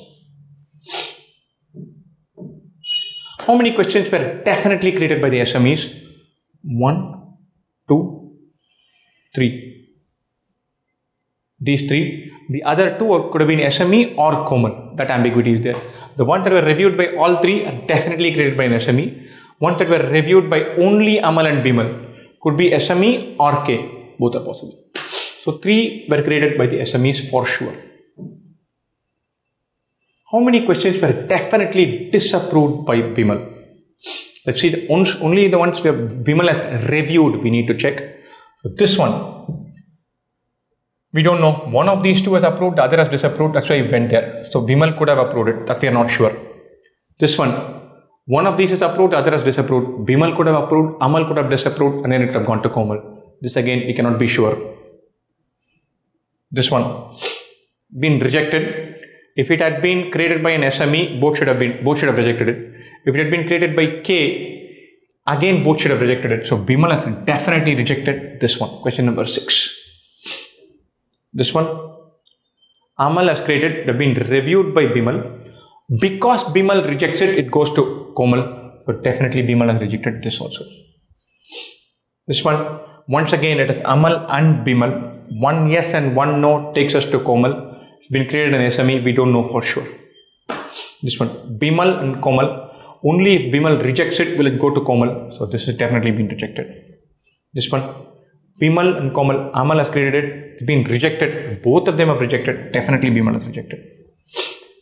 Last one, been approved. If it had been created by an SME, then both should have approved it. If it had been created by K, Amal rejects and Bimal approves. Definitely Bimal approves. How many have been definitely disapproved by Bimal? 1, 2, 3, 4. Answer should be 4.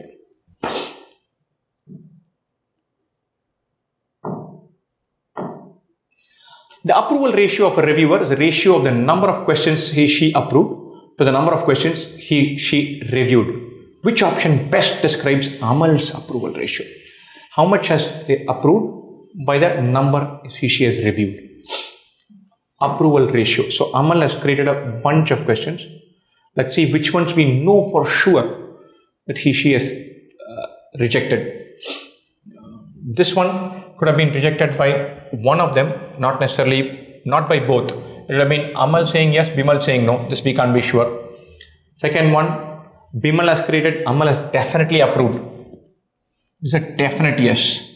This don't know.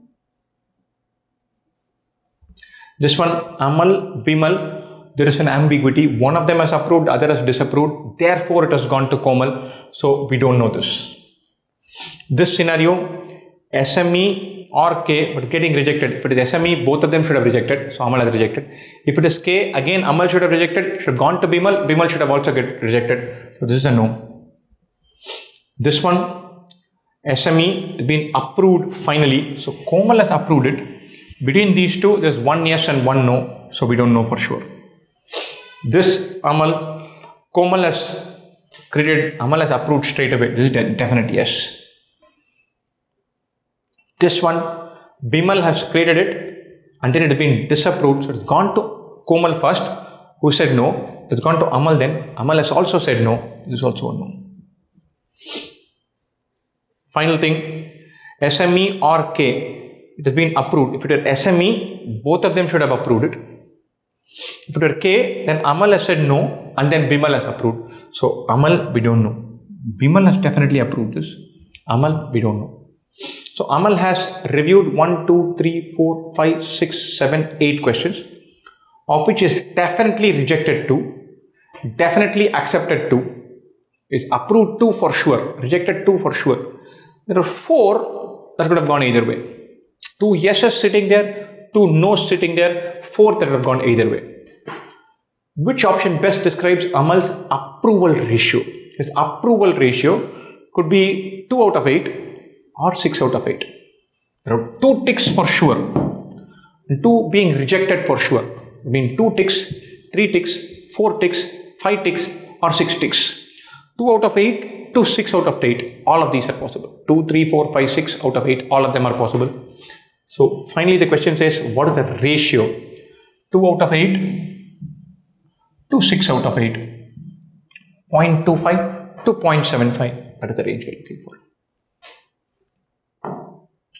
How many questions created by Amal or Bimal were disapproved by at least one of the other reviewers? This is created by Bimal. This is approved. So not that. This is created by Bimal and been approved, but Komal has disproved it. So this one will count. Question number 3 is disapproved by Komal before going to Amal. This one B, Komal approves it, so this one won't get counted. Straight away approved. This one is created by A.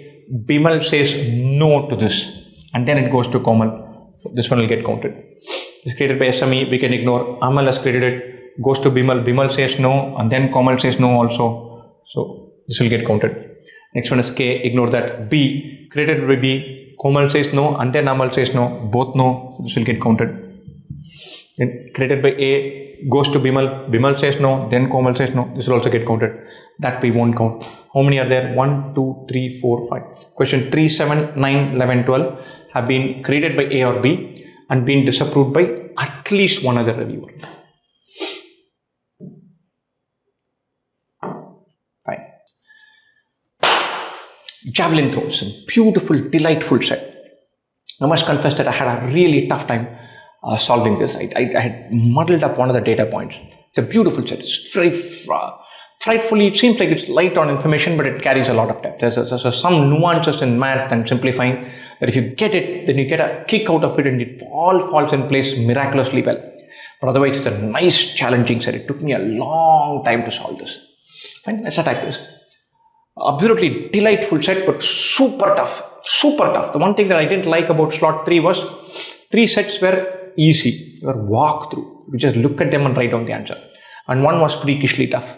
I can totally imagine someone attempting the other 3 and getting 14 questions right without breaking sweat. Not without breaking sweat, but without being impossibly a genius and getting 14 correct like that. And someone else getting stuck in this for 25 minutes and scrambling 4 correct with equal levels of talent and skill. So that way I didn't like the slot. It heavily dependent on, okay, are you going to get mired in this or not? That's the one thing that's going to be the swing factor for this DILR. I don't like that. I don't like that one decision being so heavy. But hey, who am I to crib? I want to solve this question and enjoy solving that. 10 players, P1, P2, P3 till P10 competed in an international javelin throw event. The number after P of a player reflects his rank at the beginning of the event, with rank 1 going to the topmost player. Reasonably intuitive. There are 2 phases in the event. First one consists in runs 1, 2 and 3. Second phase 4, 5 and 6. A throw is measured in terms of the distance it covers in meters up to 1 decimal point. Only if a throw is a valid one, otherwise it is not counted. For an invalid throw, the distance is taken as 0. A player's score at the end of a round is the maximum distance of all his throws up to that round. If in round 1 you do 90, in round 2 you do 88, your score will be 90. Whatever is your best throw, that's taken as your throw. Players are re-ranked after every round based on their current scores. In case of a tie in scores, the player with the prevailing higher rank retains the higher rank. So, if I am at 90 and someone else is at 87, both of us throw 92, both will be 92, but the one who got from 90 to 92 will rank higher than the one who went from 87 to 92. This ranking determines the order in which the players go for their throws in the next round. Lovely. In each of the rounds in the first phase, that is round 1, 2, 3, the players throw in increasing order of their latest rank. The player ranked 1 at that point throws first, followed by the player ranked 2 at that point, and so on. So the first round, P1, P2, P3, P4, P5, P6, P7, P8, P9, P10, they would have all thrown. Then the table would have been drawn. The best one gets the first stab at it. And the top 6 players at the end of first phase qualify for the second phase. Lovely. So 4 are kicked out.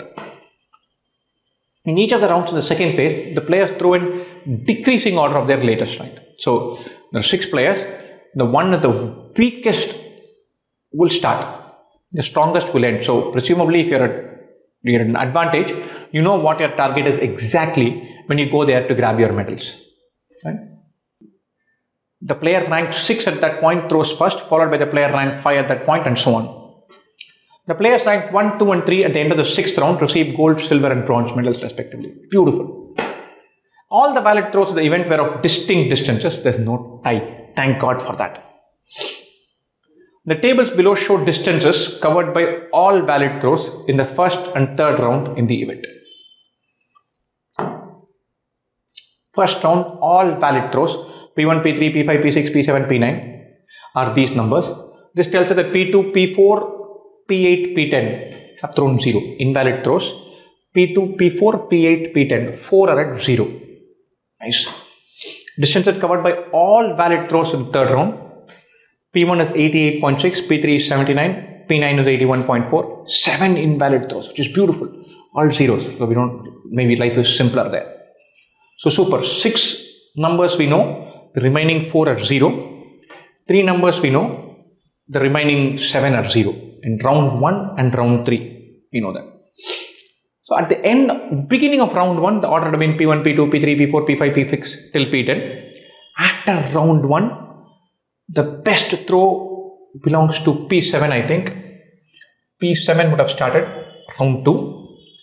After 87.2, we have 86.4, P5. After this, we have 84.1, which is P9. 82.9, which is P1, 82.5, P6, and 81.5, P3.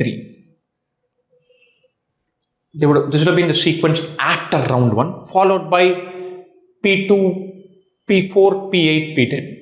Those 4 sit after them in that order. And then round 2 they have thrown. Then round 3, there are 7 zeros and only these 3. Lovely. Among the throws in the second round, only the last 2 were valid. Very nice. Only the last 2 were valid. So 8 are zeros, which is brilliant. Both the throws enable these players to qualify for the second phase, with one of them qualifying with the least score. None of these players won any medal. This is brilliant because in round 2, there were 2 valid throws and 8 zeros. In round 3, there were 3 valid zeros and valid throws and 7 zeros. They're going to pretty much tell us the entire dashboard at the end of round 3. We can get that because we know the 6 throws here at the top of the table. After this would have been P2, P4, P8, P10. P8 and P10 do well in round 2 and climb up the table. Once you have climbed up the table, they're going to be from last, they creep into the top 6 at the end of round 2 because they qualify. And they are not the ones who have thrown a legitimate round 3, so they're straight away into the top 6. At the end of round 3, there's some change perhaps, and then 4 guys get kicked out, 6 guys remain. So super useful. If a player throws first in a round and he was also the last among the players in the current round to throw in the previous round, then the player is said to get a double. First now, I stood last. I was last, now I'm throwing first. Then you get a double. In each round of the second phase, exactly 1 player improved his score. Each of these improvements was by the same amount. Round 4, round 5, round 6. They might have thrown a valid throw, but scores improved only for 1 person in each one. So since you've got the table, only 1 moves in each round. Only 1 improvement was there in each round. The gold and bronze medalists improved their scores in the 5th and 6th rounds respectively. 1 medal winner improved his score in the 4th round. 1 medal winner improved in 4th round. Gold and bronze medalists in 5th and 6th round. So anyone who has improved has got a medal. If you're showing some improvement in rounds 4, 5, 6, you're a medal winner. Only medal winners have improved there. The difference between the final scores of the gold medalist and the silver medalist, as well as between the final score of the silver medalist and bronze medalist, was 1 meter. Finally, a number is thrown. So, x plus 1, x minus 1 for gold, silver, and bronze. Brilliant. I'm going to attack this. Pre-round 1, this is the order. This is round 1, what has happened. So after round 1, The order is very simple. At the end of round 1, P7 will go first, then P5, then P9, then P1, P6, P3, P2, P4, P8, P10. At the end of round 1, this is sequence. These 4 being zeros. Brilliant. So let's consolidate that and put all this in. In round 2, these two get good scores. So these two will climb up. Say one gets X, one gets Y. These two climb up. And these two go to the bottom. P2 and P4 go to the bottom. P8 and P10 climb up. They will go above. They are not the ones showing improvement in round 3. So they don't just go into top 8, they go into the top 6. Right?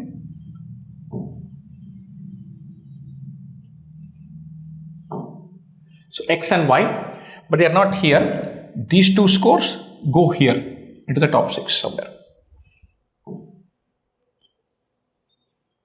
They have to sit in the top 6. Round 3, P1 scores an 88.6. It will no longer be 82.9. It will become 88.6, which is brilliant. P3 scores a 79.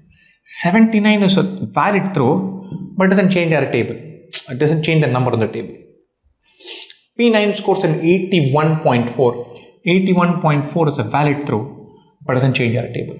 84.1 is a better throw. This is brilliant because we know now that P1 has 88.6, P7, P5, P9, P6, P3, we've got all of their scores.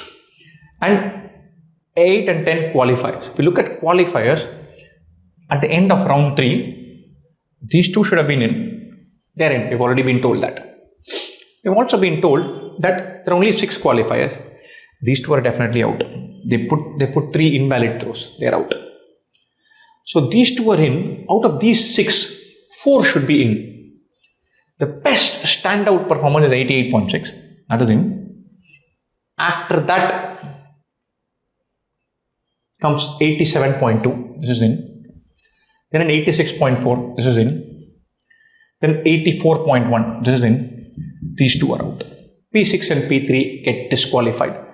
So these two scores don't make the cut for phase 2, rounds 4, 5, 6. Brilliant. So which also means X and Y have both got greater than 82.5 because they qualify. They're above 82.5. P8 and P10 both have more than 82.5. They have qualified. P6 and P3, these two are out. Right?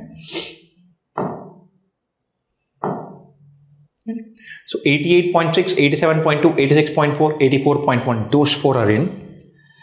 Between P8 and P10, both of them qualify.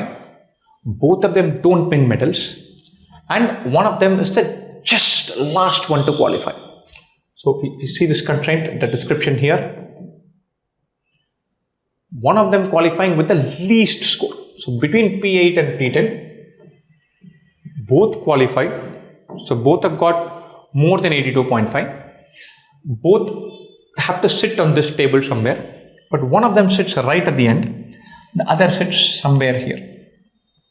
One of them sits right at the end, P8 or P10, the other one sits somewhere here. It could be right at the top, right in the middle, somewhere here, in between these two, in between these two, in between these two, somewhere there. And so one is right at the end. Brilliant. So far so good. The gold and bronze medalists improved their scores in the 5th and 6th rounds. Respectively, one medal winner improved his score in the 4th round. The gold and bronze medalists improved in R5 and R6. One of the medal winners improved in the 4th round. We know one thing, P8 and P10 did not win a medal. And so the one inference we can make is P8, P10 did not improve. Which means one of them was the last. P8 or P10 was the last at the end of round 3. Did not improve his score at all. would have been last at the end of round 4, last at the end of round 5, last at the end of round 6. At the end of round 3, he grabbed the last position. He was the last position.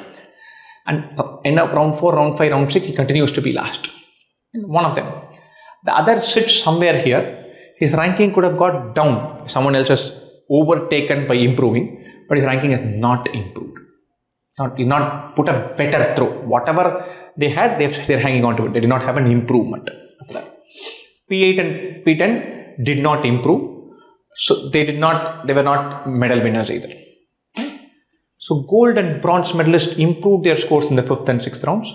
One medal winner improved in the 4th round also. Only medal winners improved. P8 and P10 did not win a medal. They did not improve. So out of these 4, some have improved.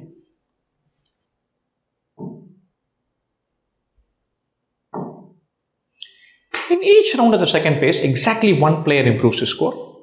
Each of these improvements was by the same amount. The difference between the final scores, the gold medalist and silver medalist, as well as the silver medalist and bronze medalist, was 1 meter. This is brilliant. And so think about this. There are 4 players. Imagine these on the number line. And say, look, I'm putting the number line here. 1, 2, 3, 4. Some 4 numbers like this. There are 3 improvements that we know. Gold and bronze medalist improved and 1 medal winner improved. This is 88.6, 87.2, 86.4, 84.1. If you notice, 88.6 to 87.2, this difference is 1.4. 87.2 to 86.4, this is 0.8. 86.4 to 84.1, this is 2.5. My diagram is not to scale, but don't mind that. The 3 improvements by X, X, X. Imagine that by the same amount. And so, none of these end in the same decimal point. But the 3 scores that are to end at the same decimal point. The 3 scores that are to end at the same decimal point. Why? Because the difference is exactly 1 meter. 3 scores are at x plus 1, x minus 1, same decimal point. So all 3 could end in 88.6 or some 0.6, not 88.6. All 3 could end in some 0.2. All 3 could end in some 0.4, some 0.1, hypothetically. But if all of them show the same improvement, 3 people show the same improvement, 1.4 will become 1.4 plus x, 0.8 will become 0.8. The difference is going to remain the same. This will move to the right by x, this will move to the right, this will move to the right. If you improve some 3 of this by the same amount, the difference is going to remain the same. If I put a plus x here, a plus x here, and a plus x here, assume hypothetically, then this difference is going to remain the same. The only possibility is this difference. That difference might differ by 1. But this one won't differ by 1. So there is no possibility of getting 1 and 1 more 1. If 3 of these are shifted, any 3, and so plus x plus x plus x. So these 3 are moving by the same amounts. That means this difference will be 1.8, this difference will be 2.5. No change in that. There's only one other difference. That difference could be 1, that difference could be 2, but nothing else will happen. We could add x here, here and here. We cannot get it. So there is a problem here. If we move 3 of the scores by x, we are never going to get that one difference in 2 places. It's simply not going to happen. Because if I move this, this and this, it's like 3 numbers are there. If I move all 3 by x, difference is going to remain the same. So this difference and this difference are going to be the same. So this difference could be 1. But there will be no difference of 2. This difference could overshoot it and be more than this by 1, more than that by 2, whatever it is. We are not going to have difference of 1 and 2. So x plus 1, x minus 1, the decimal point should be the same. If I take this 87.2 to 89.6, I'm adding 2.4 to that. I have to add 2.4 here, I have to add 2.4 here. None of this will give me another 0.6. If I contrive and make this end with a 0.6, this won't end with a 0.6, this won't end with a 0.6. If I contrive and make this end with a 0.6, those two won't happen. They're all different decimal places. So what does that tell me? That tells me one beautiful thing. There are not 3 players who are improving. There are only 2 players who are improving. 2 players are only improving. 1 player is improving twice over. So instead of 4 points being like this, what is actually happening? If you put them on a number line, if you put 4 points like this, 1 player improves and another player improves twice over. And therefore we have a medal, 3 medal winners. So there's 1 player who's showing 2 improvements and another player who's showing 1 improvement. So the gold medalist, gold and bronze medalist improved in rounds 5 and 6. The guy who improved in the 4th round is also either the gold medalist or the bronze medalist. 1 player has shown improvement in 2 rounds, another player in 1 round. Right? So out of these, 1 player has improved twice equal quantities, 2x, and another player has improved by x. Right? That brings us to a brilliant point. Let's assume P1 doesn't improve, hypothetically. That means out of these 2, some 2 have improved. Any 2 have improved by how much ever quantity, P1 will be at worst 3rd. Right? If this has been 2x, this has been x, there can be a change in sequence, but P1 is getting a medal. Only 2 players have improved. I mean P1 is getting a medal. If P1 has improved himself, he is definitely getting a medal. So the one thing we can conclude for sure, P1 has definitely got a medal. P8 and P10, they definitely don't get medals. P1 is definitely a medal winner. P1 is through. P1 is getting a medal. One of the scores for either gold, silver or bronze is 88.6. Done. That's a big breakthrough. It's a huge breakthrough because now we can say the medal winning scores could be 88.6, 87.6, 86.6 or 89.6, 88.6, 87.6, 90.6, 89.6, 88.6 or the medal winning scores end in 0.6. Brilliant. That's a big giveaway because now this guy, assuming he goes to a medal winning score, then he should have scored from 87.2 either a 0.4 or a 1.4 or a 2.4 or a 3.4 or a 4.4 or a 5.4 or a 6.4. No, not even 4, 5.4, 6.4. 87.6 takes him to 0.4, 1.4 or 2.4. 87.6, 88.6, 89.6. This guy 86.4 to 87.6. 1.2, 2.2, 3.2. This guy 84.1 to 87.6. 3.5, 4.5, 5.5. This ends in 0.5, this ends in 0.2, this ends in 0.4. Now what are we thinking? Very simple. One of these leaps is twice another.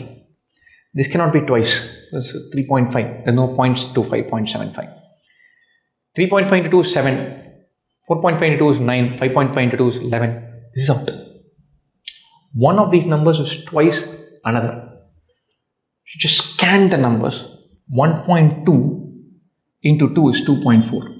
Or we have a scenario where this guy has had a 1.2 advantage. This guy has got a 2.4 advantage. We are through. 87.2 plus 2.4 takes us to 89.6. 86.4 plus 1.2 takes us to 87.6. Or the scores are 89.6, 88.6, 87.6. And then we can go step by step and redraw this. So P7 finally wins by going to 89.6.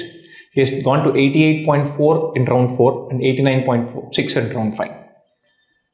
P5 goes to 87.6. He puts 87.6 in round 6. He was 86.4 before that.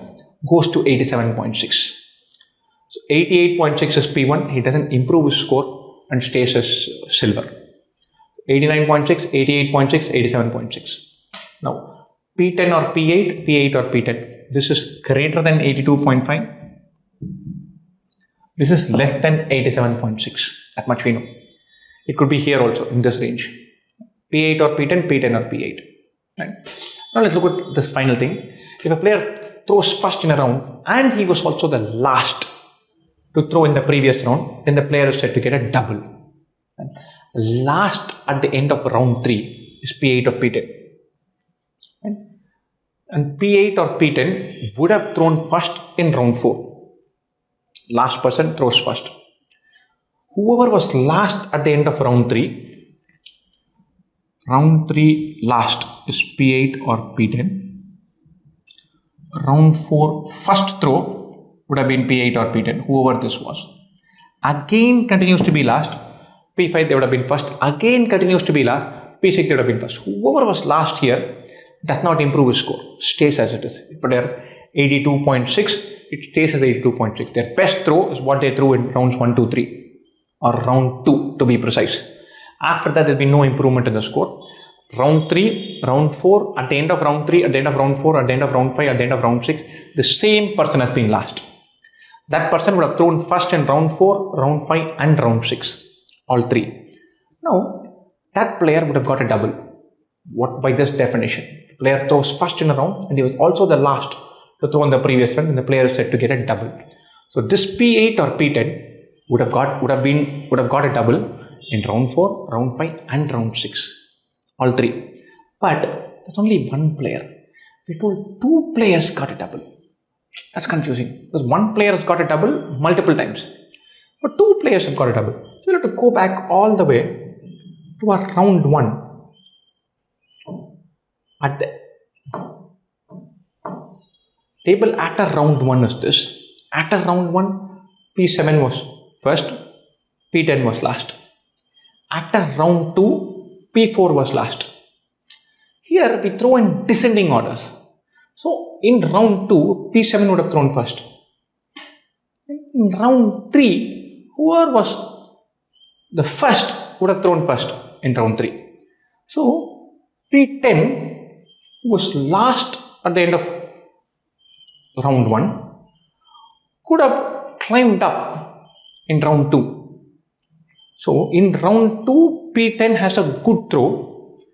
It could have been such a good throw that P10 at the end of round 2, having been last at the beginning of round 2, by round 3 he goes all the way to first.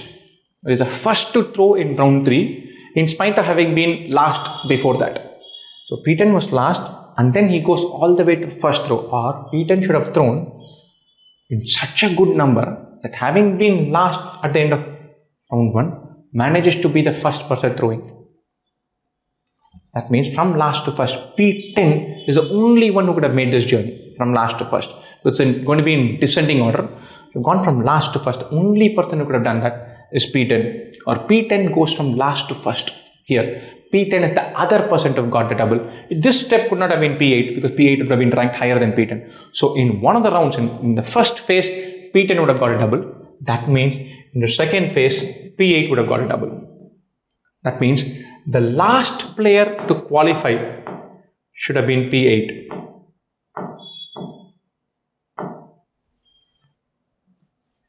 And the person above would have been P10. P10 does not win a medal. So we know the P10 does not win a medal, but he's done a double.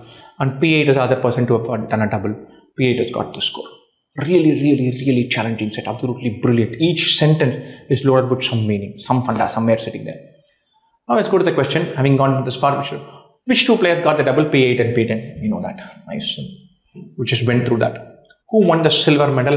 P1 with 88.6. Done. Who threw the last javelin in the event? At the end of round 6 is this last javelin. That means the person at the end of round 5, whoever was first would have got thrown last. At the end of round 5, P7 would have been first. Because P7 throws 88.4 in round 4, 89.6 in round 5. So if you would have been first on the leaderboard at the end of round 5, you would have been the last to throw. And by the time he comes to throw, he knows he's already bagged the gold medal.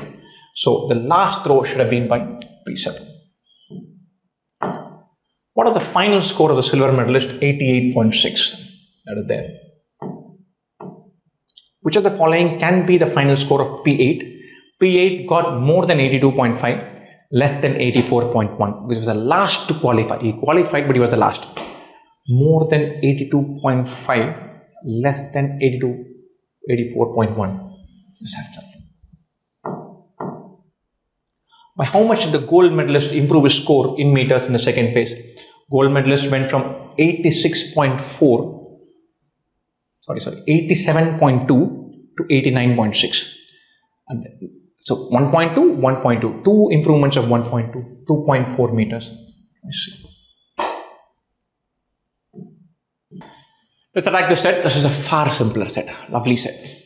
So, the figure above shows the schedule of 4 employees, Abani, Bhani, Dhani and Tini, whom Dhoni supervised in 2020. Altogether, there were 5 projects which started and concluded in 2020, in which they were involved. For each of these projects and for each employee, the starting day was the beginning of a month and concluding day was the end of a month. And these are indicated by the left and right end points of the corresponding horizontal bar. Okay. So, this is Jan and Feb, this is Feb and March, Feb, March, April, and so on. The number within each bar indicates the percentage of assigned work completed by the employee for that project as assessed by Dhoni. So Dhoni says Dhani did 90% of the work in those 3 months. Tini did 100% of the work in those 3 months. Abani did 100% of the work in those 2 months in project 3, and so on. Abani is red, Bhani is green, Tini is yellow, what is it? Dhani is black. They all started and worked in different times and had different project months. So Abani has worked in project 1, project 3 and project 4. Tini has worked in 1, 2, 4, 5. Each of them has worked in different projects, have worked for different timelines and have completed different percentage of the task allotted to them. A brilliant chart that captures everything. For each employee, his or her total project month is the sum of the number of months she worked across the 5 projects, which is nice to add everything up.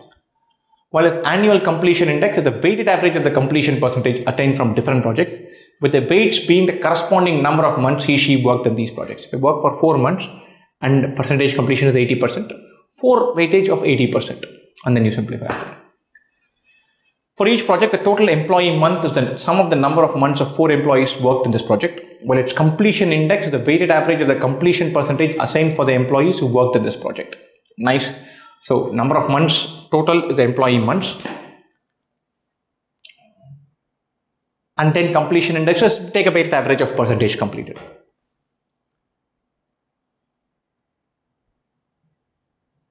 With the weights being the corresponding number of months they worked. Lovely. Which of the following statements are true? 1 second.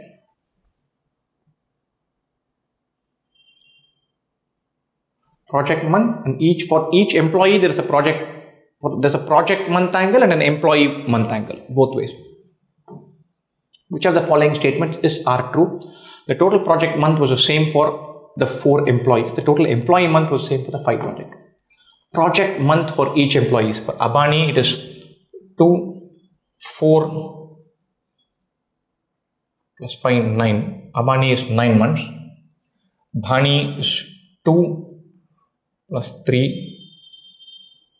Sorry, not 3. This is 4. 1, 2, 3, 4 plus 3. 2 plus 4 plus 3. Again 9. Tini is 2, 2, 3, 2. 2 plus 2 plus 3 plus 2. Again 9. I'm hopeful now. Dhani is 3, 3. 2, 1, again 9, lovely. So the total employee project month was the same for the 4 employees. All 4 employees work for 9 project months each. The total employee month was the same for the 5 projects. This is employee months is 6 for project 1. This is 3 plus 2, only 5 for project 2. 2 plus 4, 6 plus 3, 9 for project 3. Straight away that doesn't work. Statement 1 holds good, 2 doesn't hold good. We are through. Nice, simple. Which employees did not work in multiple projects for any of the months in 2020? Abani worked in Feb, March, May, June, and then starts here July onwards. So not Abani. Bhani, did not work. So Abani did not work. We should be counting Abani. Bhani, no overlap here, no overlap here. Yes. Tini, no overlap here. There is an overlap here, so Tini shouldn't get counted. Dhani, no overlap here, No overlap here, no overlap here. So Abhani, Bani and Dhani, ABD. Lovely. The project duration measured in terms of the number of months is the time during which at least one employee worked in the project. Which are the following pairs of project had the same duration? This is project duration is 3 months, 1, 2, 3. This again is 3 months, 1, 2, 3, end to end. This goes from 1, 2, 3, 4, 5 months. This one 1, 2, 3, 4, 5, again 5 months. Project 5, 1, 2, 3, 4 months. So 1 and 2 had the same duration, 3 and 4 had the same duration. We're either looking for 1 and 2 or we're looking for 3 and 4. 3 and 4 sitting here. The list of employees in decreasing order of annual completion indexes. Okay, decreasing order, completion index 2 into 100%, 2 into 100%, 1, 2, 3, 4, 5, 5 into 80%. 5 into 80 is 400, 4 into 100 is 400, 400 plus 400, 800 by 9. So Abani is 800 by 9. Each of them did for 9 months. That is super useful. You should remember that. So Bhani, 2 into 100, 1, 2, 3, 4, 4 into 75. 4 into 75 is 300. 200 plus 300, 500. 500 plus 270. That is Bhani is 770 by 9. 270, 300, 200, 500, 770. Dhani, let's count Dhani. 90 into 3, 270. 100 into 3, 100 into 2, 100 into 1, 100 into 6. 600 plus 270. Oh, that's a rock star performance. 870 by 9. Dhani should be first. 90, 100, 100, 100. And then Tini, 80, 100, 100, 100. So 2 plus 3, 5 plus 2, 7. 700 plus 160. So this is 860 by 9. 870 by 9 and 860 by 9. So Dhani, Tini, Abani, Bani. DTAB. Yep, DTAB. Done. Beautiful. Let's go to the next set. Each of the bottles mentioned in this question contains 50 ml of liquid. The liquid in any bottle can be 100% pure content, P, or can have certain amount of impurity, I. Visually, it is not possible to distinguish between P and I. Yeah, so we need some tests. There's a testing device which detects impurity as long as the percentage impurity in the content tested is 10% or more. But 3%, 4%, 7%, it won't. 10 or more, it will count. For example, suppose bottle 1 contains only P and bottle 2 contains 80% P and 20% I. If content 1 from bottle 1 is tested, it will be found out that it contains only P. If content of bottle 2 is tested, test will reveal that it contains some amount of I. If 10 ml of content from bottle 1 is mixed with 20 ml content from bottle 2, 10 from this and 20 from that. So 10 ml is pure. 20 from that will have 16 ml of pure and 4 ml impure. So 10 plus 16 by 30. That will be the purity content. 10 ml of bottle 1 and 20 ml of bottle 2. The test will show that the mixture has impurity. Yeah, the mixture impurity level is more than 10%. 30 ml total, 4 ml impurity. More than 10%. It will show there is an impurity. However, if 10 ml of content from bottle 1 is mixed with 5 ml of content from bottle 2, the test will not detect any impurity. This is 20% impure. This 5 ml is 1 unit of impurity. 1 by 15 is less than 10%. You are mixing in the ratio 1:2, impurity will be detected. 2:1, impurity will not get detected. The weighted average impurity, if it is more than 10, it will get detected. Less than 10, it won't get detected. If you are mixing them in equal quantities, it will be exactly 10, in which case it will be detected. Impurity in the content tested is 10% or more, so it will get detected. Brilliant. 5 ml of content from each of the bottles mentioned in this question contains 50 ml of liquid. 5 ml of content from bottle A is mixed with 5 ml of content from bottle B. The resultant mixture, when tested, detects the presence of P. If it is known that bottle A contains only P, bottle A contains only P. So bottle A is 100% P. P should, you're mixing equal quantities. So the impurity level should be more than 10%, should be less than 80% of P. This is 0% I. If this had 20% I, they are mixing in equal quantity. This should have greater than or equal to 20% impurity. That's what they're saying.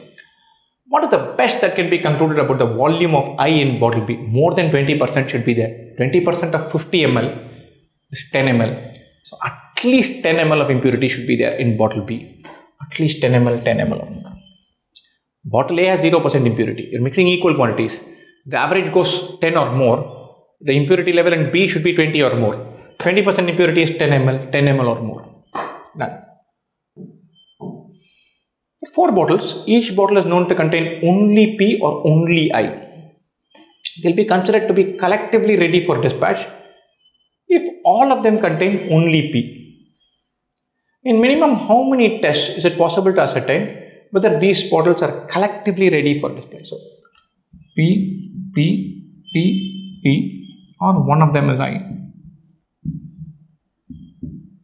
Very seemingly tricky question. It's very easy because the impurity is pure impurity. It's not 5%, 10%, 15%.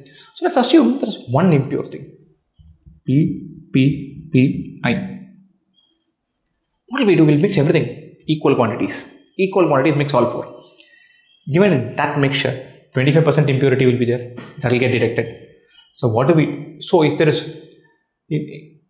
all of them contain only P, then it will be dispatched. What will we do? We'll collect equal quantities from all 4, put it in one box and test that. If that one shows impurity, that means there's at least one impurity. Because even if there is one impurity, that will have 25% impurity. 1 out of 4. 25% impurity will get detected. So PPPI will get detected, PPII will get detected, PIII will get detected, III will get detected. You take all 4. You take all 4 equal quantities, put them and test them. If impurity is detected, one of the 4 is impure. If no impurity is detected, then all 4 are P. It's the simplest way of testing. Take equal quantities of all 4, put in and detect. In one measurement, we can find the answer. Mainly because whatever is impure contains only impurity. It's 100% impure. So even if 1 out of 4 bottles is impure, it will show up on the test when you do equal quantity. In one test, we can do this. 4 bottles, it is shown that 3 of the bottles contain only P. P, P, P, and 80% P. What is the minimum number of tests required to definitely identify the bottle containing some amount of I? Very interesting. Let's say this is A, B, C, D. We need to detect not only, we know that 3 of these bottles contain only P, while the remaining one contains 80% P and 20% I. We cannot test all 4 put together. That's pointless. It will give us no impurity. We're dead. We take 2. Then say A. If we take 3, P, 80% P. If you take any 3, it will give us no impurity. There's no point. 3 out of 4 will not detect. All 4 put together, if you put equal quantities of all 4, no impurity will be detected. If you put equal quantities of 3 out of the 4, no impurity will be detected. Because P plus P plus P, no impurity. P, 0.8 P is 2.8 P out of 3, more than 90% P, won't get detected. No point putting 4 together or 3 together. The result is already known. If you take one at a time, test this. First one is pure, second one is pure, third one is pure. We can say the fourth one is impure. Or anytime you get impure, we can do. But if you want to be foolproof, then you will take at least 3 tests. We need to see if we can do it with less than 3 tests. Only possible option is test 2. Take A and B, test. This could turn out to be pure, or this could turn out to be impure. If this turns out to be impure, that means one of A and B is impure. Both were pure, this cannot happen. So what do we do? Now test A. Okay, done. Put A and B, mix them together equal quantities, test that. That turns out to be impure. Then out of A and B, one is pure, one is impure. One is pure, other is 80% P. Test A. If A turns out to be pure, B is impure. If A turns out to be impure, we've already got that. If this AB mixture turns out to be pure, that means both of them are pure. Very simple. Test C. If C turns out to be pure, then D is impure. If C turns out to be impure, C is impure. Nice and simple. Take some 2 bottles, test them, and then test based on that result subsequently. So we should have in 2 rounds of testing we can simplify this. So what is the minimum number of tests required to definitely identify 2 rounds? There are 4 bottles. It is known that either 1 or 2 of these bottles contains only P. The remaining ones contains 0.85 P and 0.15 I. 85% P and 1%, 15% I. So there is 1 P or 2 P's, 0.85 P, 0.85 P, or P, 0.85 P, 0.85 P, 0.85 P. It is known that either 1 or 2 of these bottles contains only P, while the remaining ones contain 85% P and 15% I. What is the minimum number of tests required to ascertain the exact number of bottles containing only P? So it's either this sequence or this sequence. Right? First of all, if you made all 4, put all 4, this will come out pure. Put all 4, put them together. P 0.85, P 0.85 will be 92.5, will be pure. This 0.85 into 3 is 2.55 plus 1, 3.55 by 4. This is less than 90%. This will turn out to be impure. Nice. So what do? We take equal quantities of all 4. Equal quantities of all 4. Take that. So put all 4 equal quantities, put them in. If the outcome is pure, that means we have this 2 pure and 2 impure. If the outcome is impure, that means we have this. All 4 we put together.